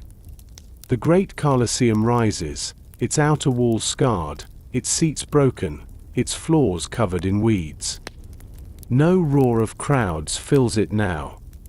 No gladiators fight, no lions roar, no emperors watch from their thrones. The silence is deep, almost holy. Birds nest in its arches, their calls gentle in the vast space. The arena is no longer a place of blood and spectacle, but of quiet sky and soft wind. You stand in its shadow and feel not loss, but calm. What was once brutal has become serene. In the neighborhoods, homes crumble. Villas that once echoed with banquets and laughter now stand roofless, their walls softened by moss, their courtyards filled with weeds. Yet people still live among them. Fires still burn in hearths, children still play in the streets, voices still rise in song at night. Rome is smaller, humbler, but not empty. The city has not died. It has simply changed its face. As you wander further, you notice how nature gently reclaims the stones. Grass covers old parade grounds where legions once drilled. Trees root themselves in cracks of pavement. Birds fill the skies where banners once flew. Flowers bloom at the base of broken statues, their colors bright against the pale marble. The empire's fall has not left emptiness, but a gentler presence, a blending of stone and earth, of past and present. The people, too, have changed with the city. No longer citizens of empire, they are simply families of a city, living day to day. They farm small plots. They keep animals. They gather in markets that are quieter but still alive. They pray in churches built within old temples, their hymns echoing beneath arches that once honored Jupiter or Mars. Rome has shifted from empire to town, from capital to memory. But its heart still beats, softly, steadily. You sit by the fire and see it clearly. The fall of Rome was not an explosion, but a fading. Not a sudden silence, but a slow transformation. The empire ended, but the city endured. Its ruins became gardens. Its temples became shelters. Its arches became frames for sky and birds. Rome did not vanish. It became something else. And as the fire glows, you reflect gently on this truth. Nothing lasts forever in the form it begins. Flames burn high, then low. Stones rise, then crumble. Empires conquer, then fade. But in each ending there is also continuation. In each ruin a new beginning. Rome's fall was not death, but change. Its story did not stop. It became quieter, softer, woven into the rhythms of ordinary life and the persistence of memory. The fire cracks once more, and you breathe deeply, letting your shoulders loosen, your eyes grow heavy. Night has fallen on Rome. The streets are empty, the temples quiet, the baths cold, the forum silent. Grass grows where legions marched, flowers bloom where emperors ruled, and the city rests beneath the stars. The empire has faded, but its story endures, carried forward in stone, in song, in silence, in you. The fire beside you has softened to a quiet bed of embers, glowing more than burning, their warmth steady and low. Rome itself feels the same, no longer blazing, no longer triumphant, but resting, fading, slowly returning to silence. You walk through what remains, and all around you the city speaks not in voices of power, but in whispers of ruin, of stillness, of peace that follows long after the noise has gone. The temples are among the most striking. Once their marble gleamed in the sun, white and polished, their columns tall, their roofs painted in bright colors. Priests in long robes had lifted incense, choirs had sung hymns, citizens had crowded their steps. Now the temples stand open to the sky. Their roofs have fallen in, leaving blue above where once there was painted wood. Their floors are broken, their altars chipped, their inscriptions worn smooth. Birds roost in the niches where statues once stood, and the sound of wings fills the silence where prayers once rose. Yet the ruins are not empty. Wildflowers bloom in the cracks. Vines climb the walls. The old gods have left, but the earth has returned, wrapping stone in green and gold. You pause at the aqueducts, those long lines of arches that once carried water across valleys and hills. They were Rome's pride, its veins of life, carrying rivers to the city's fountains, to its baths, to its homes. You look at them now and see them broken, their lines interrupted, their channels dry. No water flows, no cool streams sparkle in the sun. And yet the arches still stand, their silhouettes noble against the sky. They no longer serve, but they still remind. Each broken line is a memory carved into the landscape, a testimony to what once was possible. Children climb them now, playing among the stones. Shepherds rest in their shade. Birds wheel above them. What was once a symbol of power is now a monument of quiet dignity. The streets, too, show the marks of silence. Once they rang with the iron-shod feet of legions, the roll of wagons, the shouts of merchants. Now grass grows between the stones. The paving blocks are cracked, some lifted by roots, some missing altogether. In some places, goats wander freely, nibbling on weeds.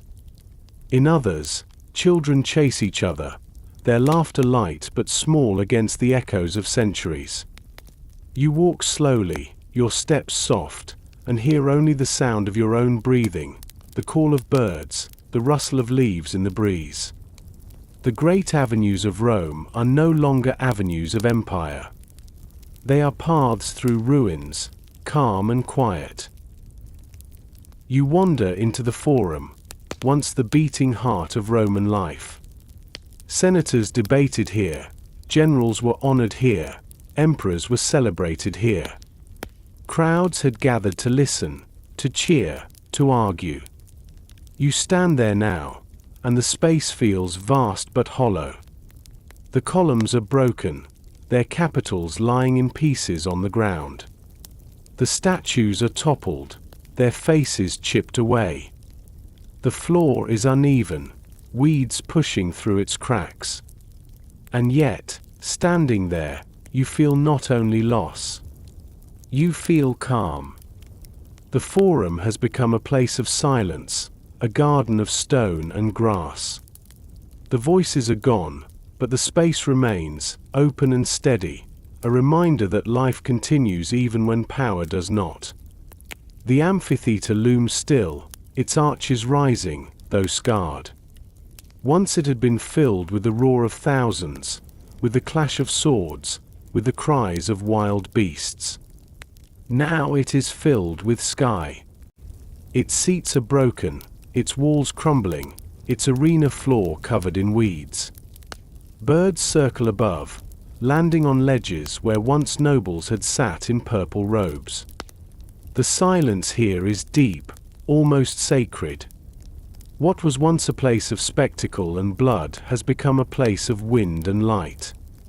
You walk its edge, and your footsteps echo softly, as if the stones themselves remember, but without anger, without grief. They simply endure. The houses, too, speak of change. Villas once rich with mosaic floors, painted walls, and marble courtyards are now empty shells. Their roofs are gone, their walls chipped. Moss grows on their stones, ivy climbs through their windows. And yet, even among these ruins, life persists. Families still live in some corners, cooking over small fires, tending small gardens, using what remains. The grandeur is gone, but the essentials endure. People still eat, still sing, still love, even among broken walls. The ruins are not lifeless. They are homes again, humble but alive. As night begins to fall, you see how the ruins themselves glow in the fading light. The broken columns cast long shadows. The cracked arches blush gold as the sun dips low. The grass shimmers, the flowers close their petals, the birds settle into nests among the stones. The silence deepens, but it is not empty. It is full of presence, of wind, of leaf, of water, of memory. The ruins of Rome are not only reminders of what was lost. They are part of what remains. You sit by the fire again, its embers faint but warm, and let your mind drift. The silence of Rome is not frightening. It is gentle. It tells you that nothing lasts in the form it began. Temples fall, aqueducts dry, statues crumble. But from their ruins come flowers, birds, grass, and children's laughter. The city has not died. It has simply become something else, something softer, quieter, and in its own way, eternal. And you understand, as you watch the fire, that this is how all things end, not always with violence, not always with finality, but with transformation. Rome has fallen, yes, but in its ruins there is still beauty, still peace, still life. The silence is not absence. It is continuation, gentler and calmer than what came before. The fire glows low, the night deepens, and Rome rests. The fire before you is low now, the flames no longer leaping high, but glowing softly, steady embers fading slowly into the night. You sit with it, and as you do, you see Rome in those embers, still warm, still alive, but quieter, gentler, reduced from the blaze it once was to a softer glow. It is here, in this stillness, that the final lesson begins. Rome has fallen. Its emperors are gone, its armies scattered, its walls humbled. Yet here you are, still walking among its ruins, still listening to its echoes, still feeling the presence of what once was. That is the first truth of endings. They are never as final as they seem. They soften. They linger.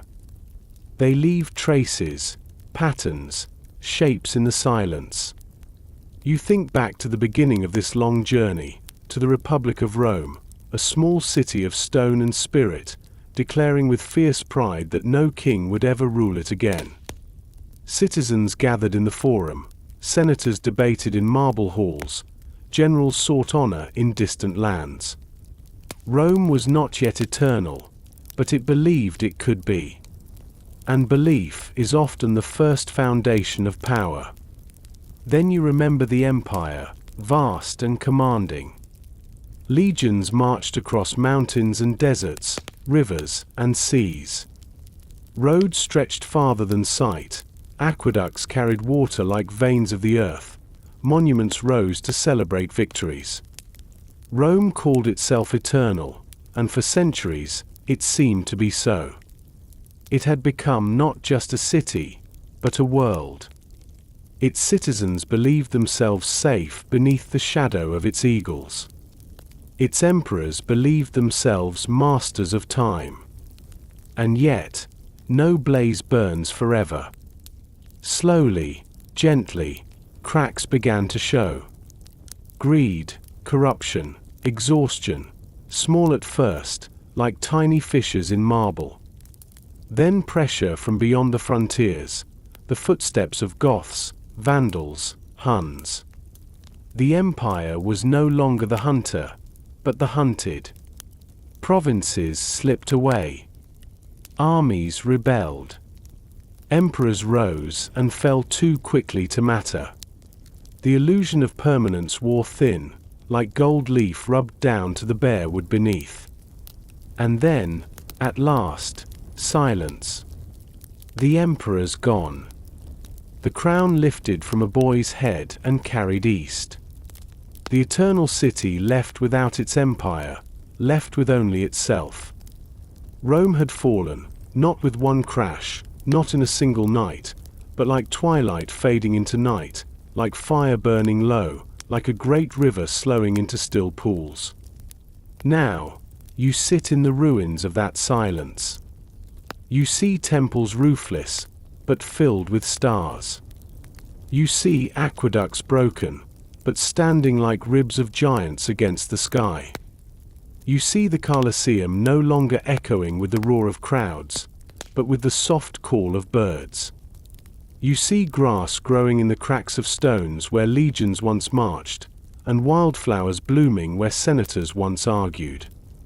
Rome has fallen, but the earth has embraced it. And you realize, this is not death. This is transformation. Power never ends. It changes shape. The Republic became empire. The empire became memory. Memory became story.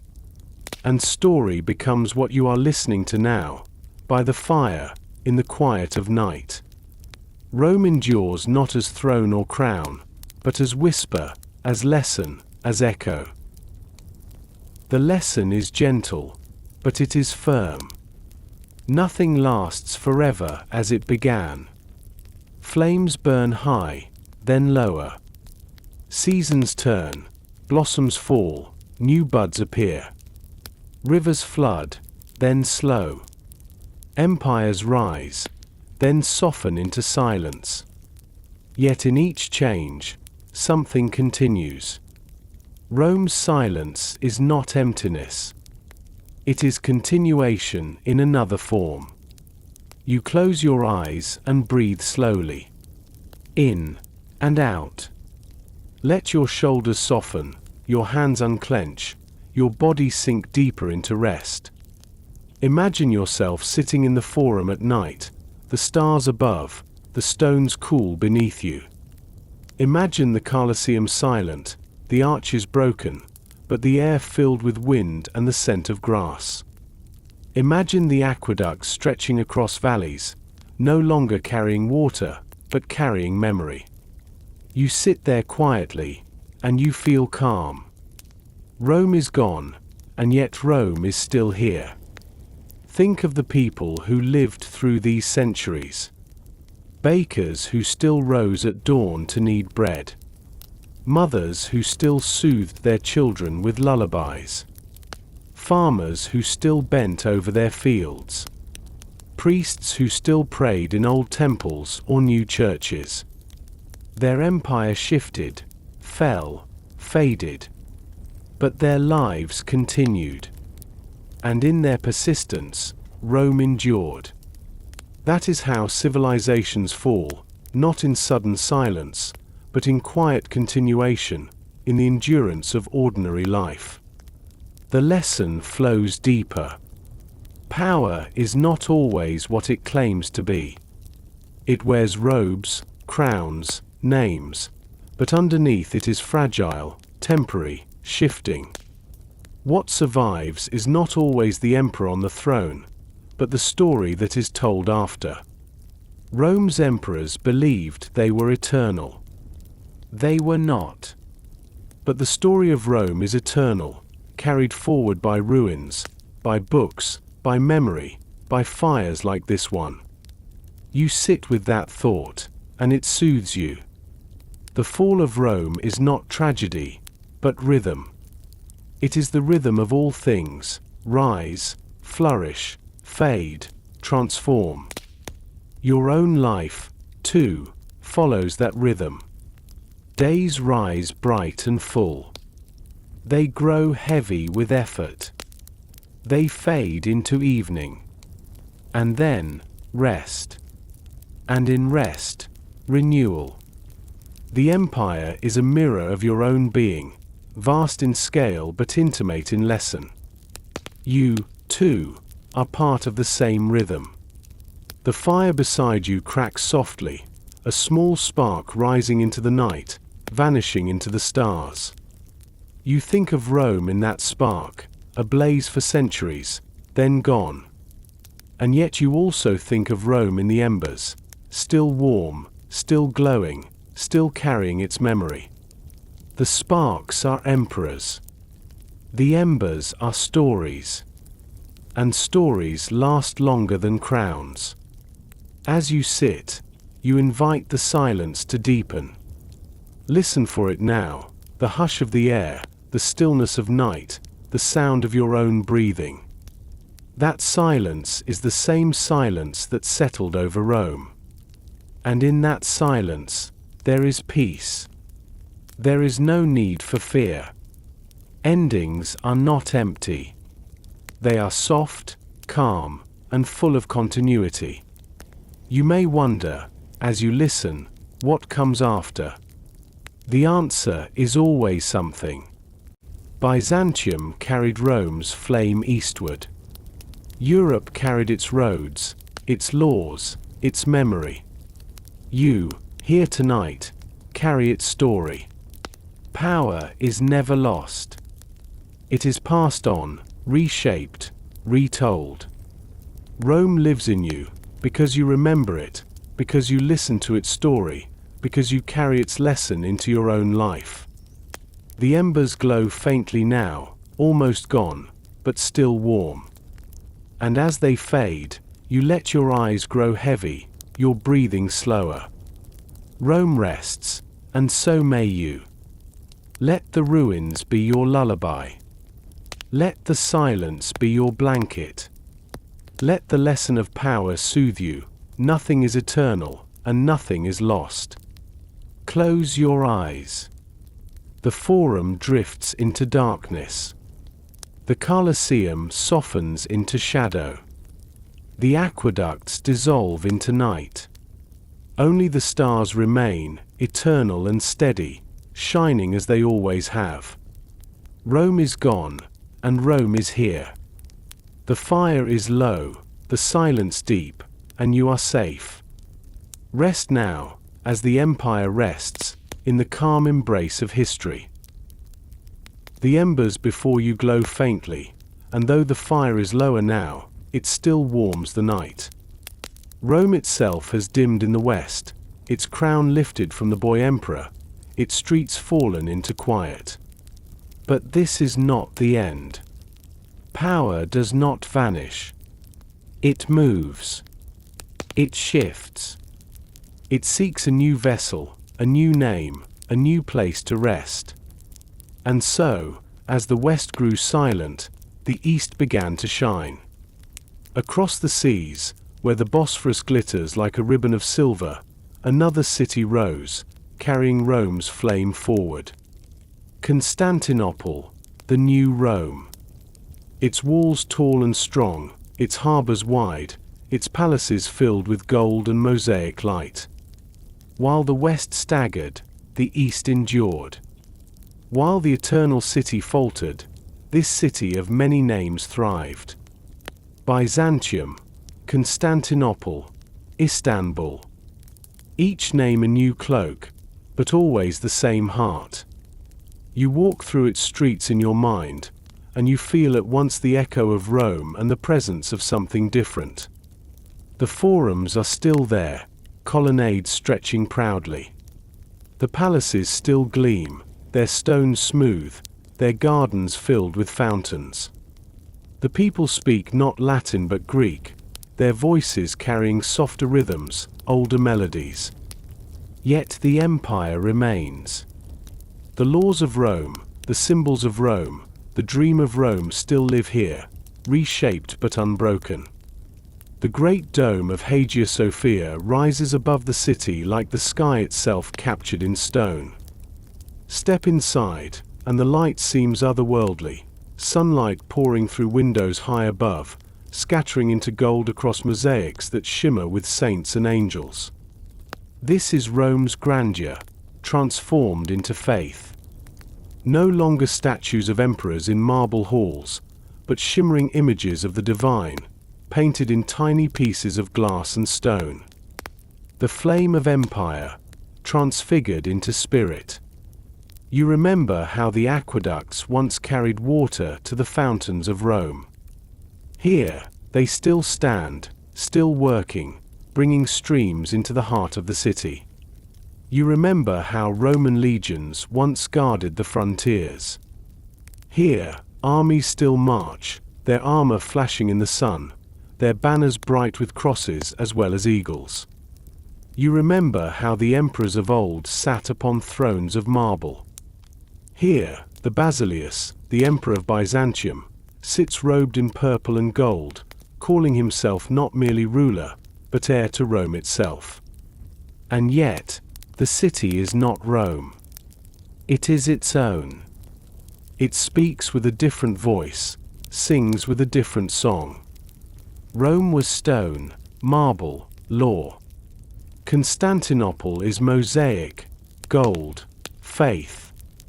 But both are patterns of power, both are continuations of the same story.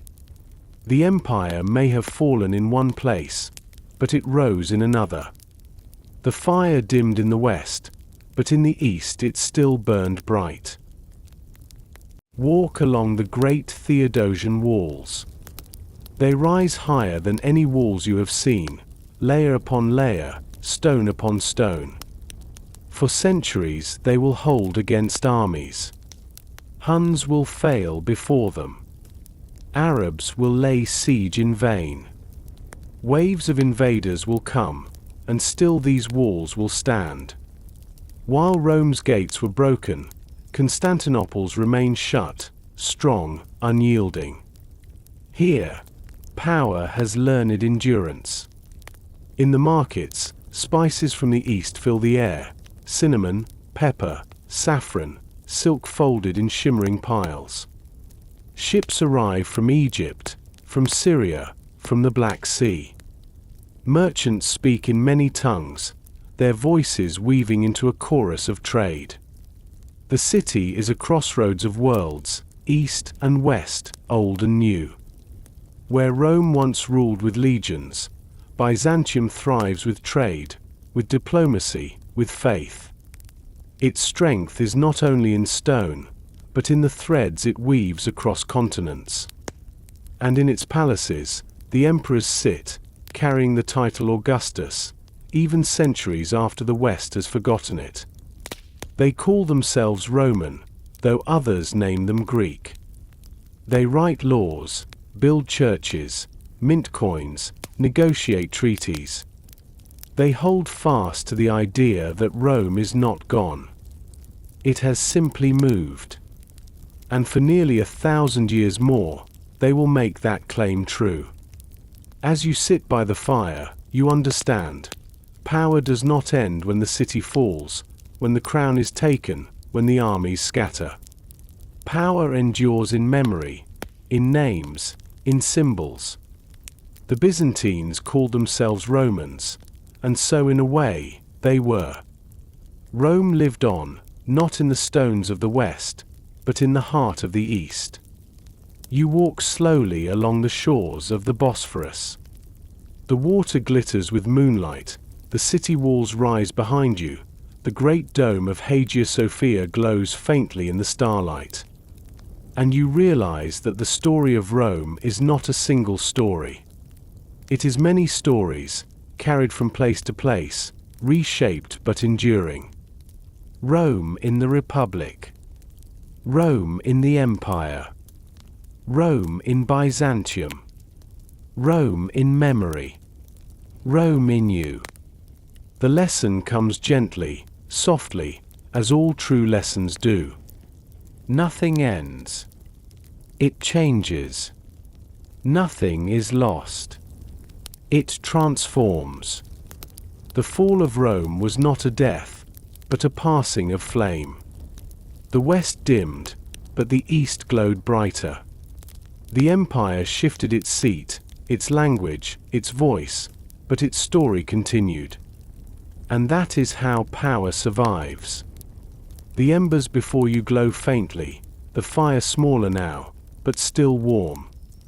Just as Rome's flame glowed faintly in the west and brightly in the east. You breathe slowly, deeply, letting the truth sink into you. Endings are not final. Power is not destroyed. It moves. It transforms. It endures. Close your eyes and see the fire of Rome carried across the sea, glowing in the mosaics of Hagia Sophia, shining on the waters of the Bosphorus, flickering in the lamps of Constantinople. Let it soothe you. Let it remind you. Power is never gone. It only wears a new face, speaks with a new voice, carries a new name. The fire rests low, the night deepens, and the story of Rome continues, gentle and eternal. The fire before you has burned low, yet even as the flames have faded, the warmth lingers. That warmth is memory, and memory itself is power. Rome has fallen in the west, Rome has endured in the east, but beyond the stones and beyond the walls, Rome continues in another way, in memory, in language, in story. You walk slowly, not through ruins this time, but through echoes. You hear them in the words spoken around you, in the names still carried, in the laws still followed, in the stories still told. Rome is gone as empire, but it remains as presence, as echo, as pattern woven into the very fabric of the world. Think of the languages spoken across the lands that once belonged to Rome. Latin, once the tongue of legions and senators, has softened into new voices. In Italy, in Spain, in France, in Portugal, in Romania, the words have changed, the sounds have shifted, but their roots are the same. Each time a child whispers Marder or Per or Padre, Rome speaks again. Its voice has transformed, but it has not gone silent. Even now, in your own speech, fragments of Latin linger, the bones of empire hidden inside everyday words. Rome breathes in every sentence, every song, every law. The laws themselves endure. What once was written on tablets in the Forum, debated in Senate halls, and codified by emperors, still shapes the rules of nations today. Property, contract, justice, rights. The frameworks that guided Rome have carried on, reshaped into new forms, studied by scholars, written into charters, practiced in courts far beyond the ruins of the city. When a judge weighs fairness, when a lawyer cites precedent, when societies speak of law as order, Rome whispers through those words. The emperors are gone, but their codes remain. And the roads. The roads that once stretched across mountains and valleys, stones laid with such care that even after centuries they still guide the steps of travelers. Merchants and pilgrims walk them, unaware that they trace the lines of Roman engineering. In France, in Britain, in North Africa, in Spain, paths still follow the course Rome carved. Wheels still turn on those stones, hooves still strike their surfaces, feet still press into their dust. The empire's body may have faded, but its skeleton still stretches across the earth. You pause and look upward, and you remember how Rome loved the stars. The calendar you follow, the months you name, the rhythm of days, they are all Roman gifts. January, for Janus, the god of thresholds. March, for Mars, the god of war. July, for Julius Caesar. August, for Augustus. Every time you glance at a calendar, every time you mark a date, you are tracing the echoes of Rome. Even time itself has been branded with their names. And then, there is the story of Rome, perhaps its most enduring gift. The story of its founding by Romulus and Remus, the twins suckled by a wolf. The story of its rise, of legions marching, of emperors crowned. The story of its fall, of barbarians entering, of emperors fading.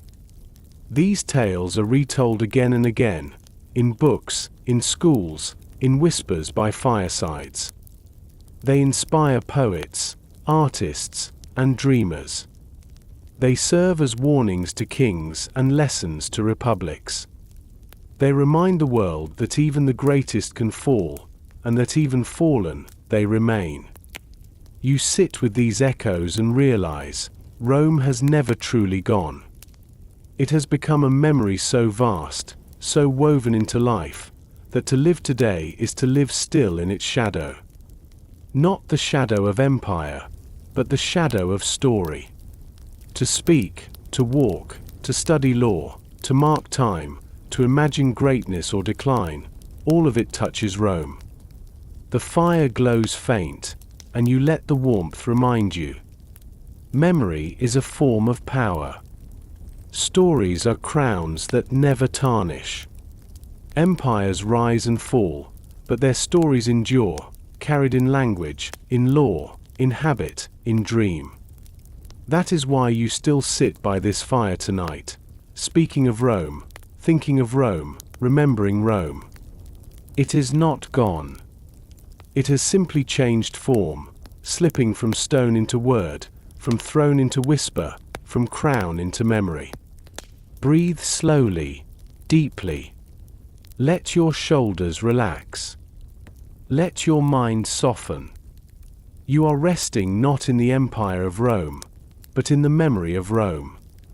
A memory carried in every road you walk, every word you speak, every story you hear. A memory so vast that centuries cannot silence it. Rome is gone, and yet Rome is here. Rome has fallen, and yet Rome rises in memory. Rome is broken, and yet Rome endures in you, tonight, as you listen, as you drift, as you rest.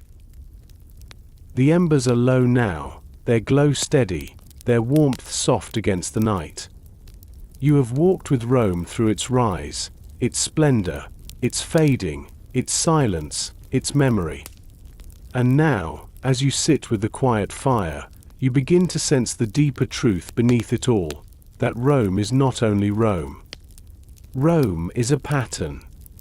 The story of power itself, traced across centuries, whispered again and again in different names, different places, different forms. Power is not fixed.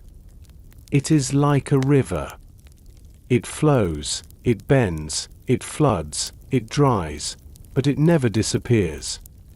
Empires are like banks of that river, guiding its course for a time, shaping its direction, but never holding it forever.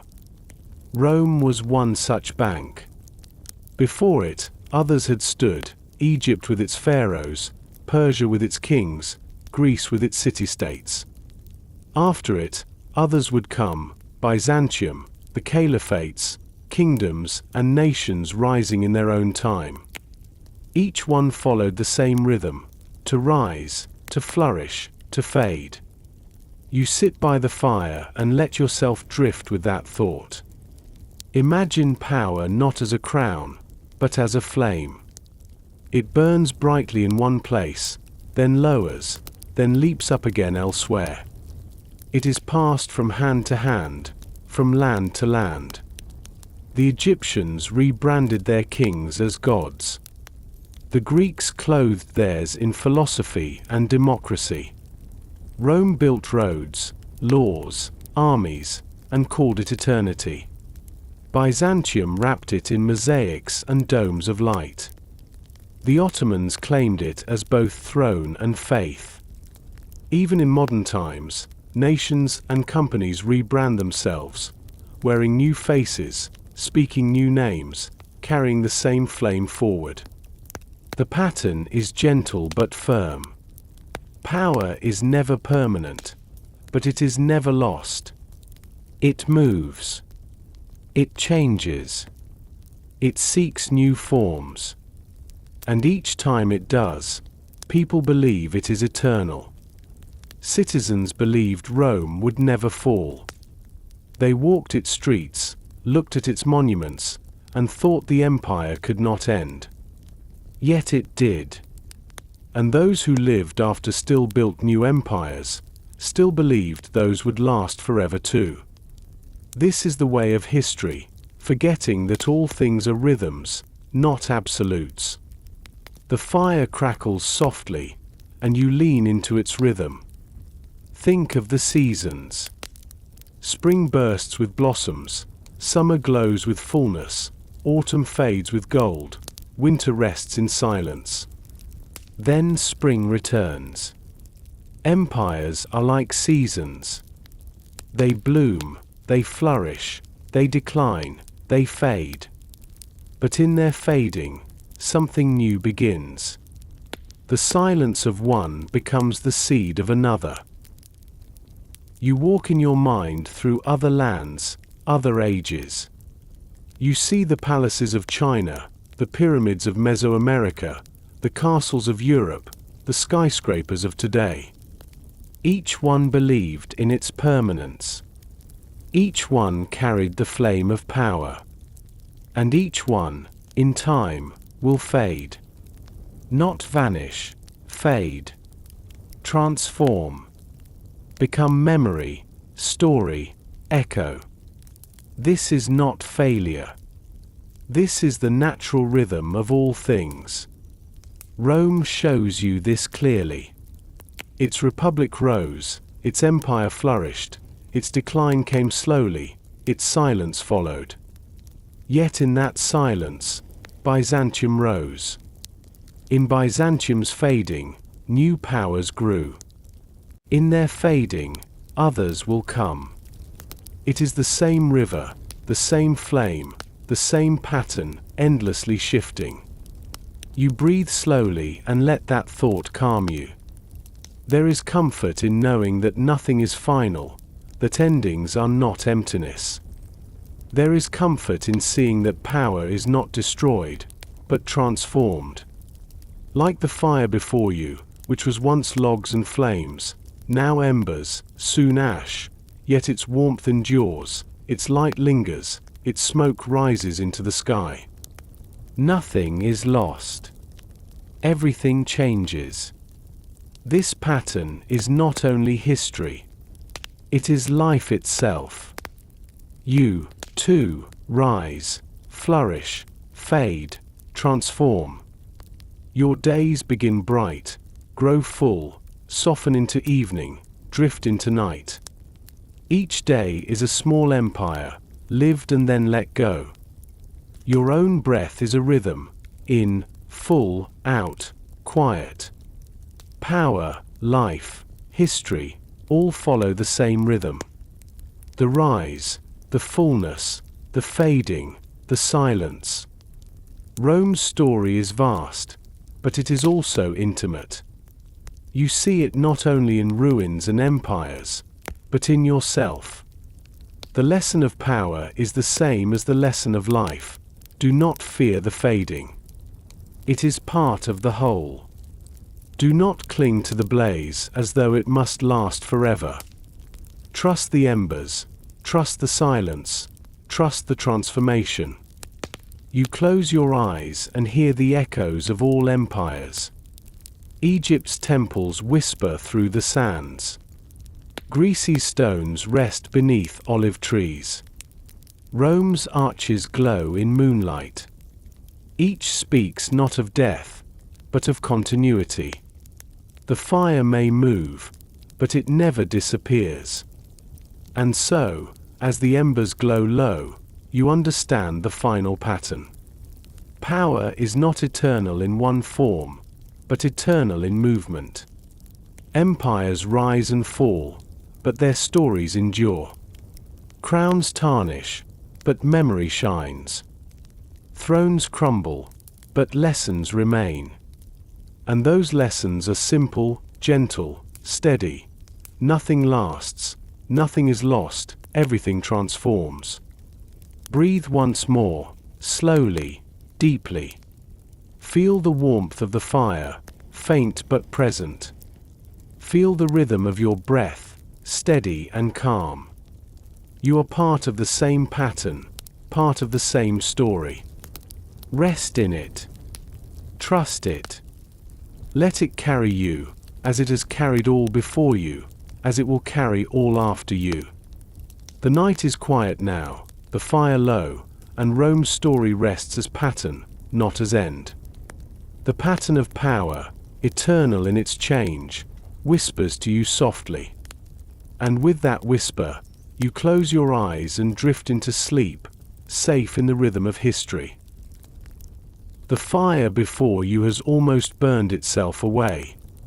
The wood is no longer logs, no longer flames, but a bed of glowing embers, their light low and steady, their warmth gentle and fading.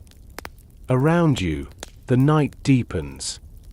The stars shimmer above, quiet and timeless, watching as they always have, untouched by the rise and fall of empires. And you sit here, in the hush of this moment, at the end of Rome's long story, at the end of this night's long reflection. You let your shoulders soften. You feel the weight of the day slip away. You notice the rhythm of your breathing, slower now, steadier, rising and falling like the tide. With each breath, you release a little more, and with each breath, you settle deeper into stillness.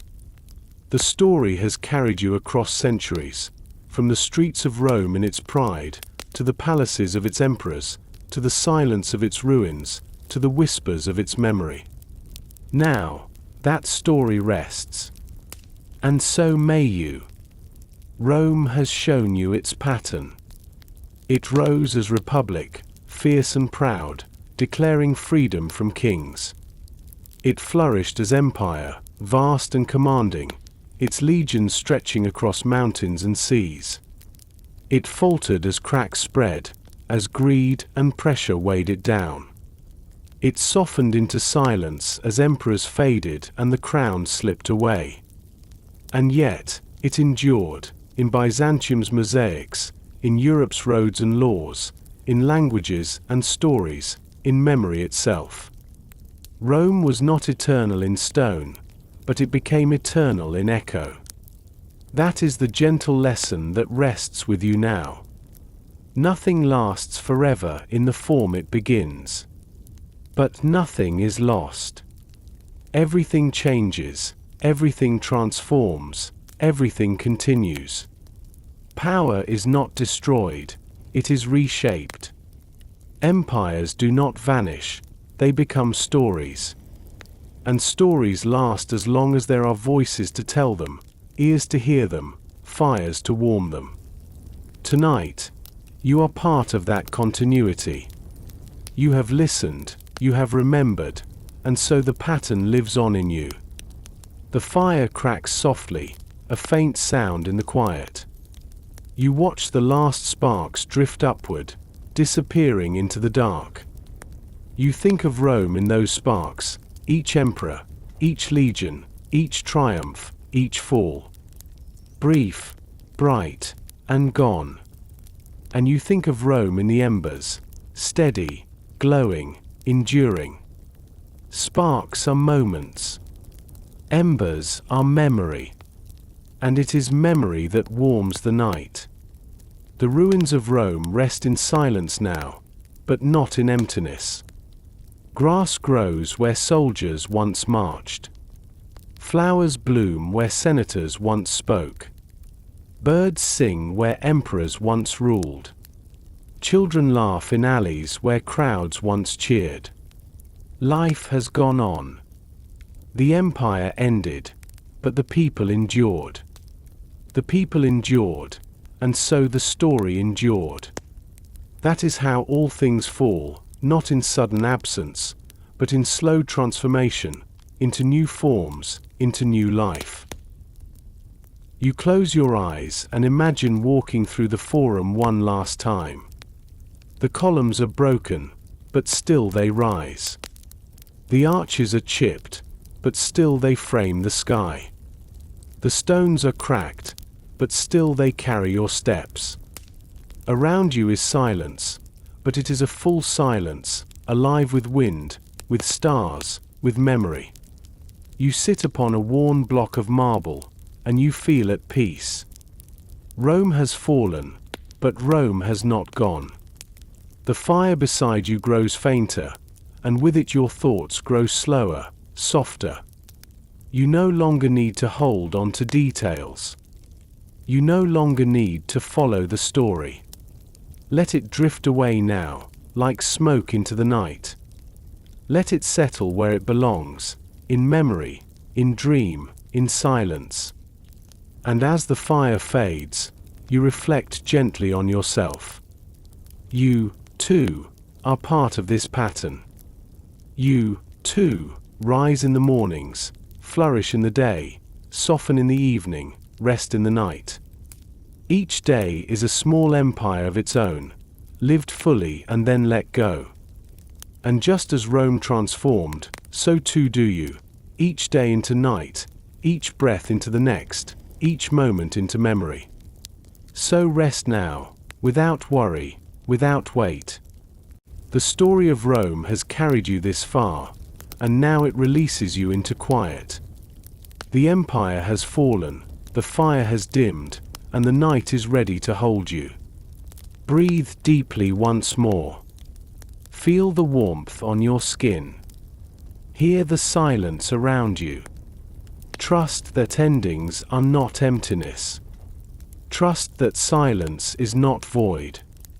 Trust that, like Rome, you'll be carried forward, gently, in memory, in rhythm, in continuity. The embers glow faint, the stars glow steady, and you are safe. Close your eyes, let the weight slip away, let your mind soften, let your body rest. Rome rests now. The fire rests now. And so may you. Good night.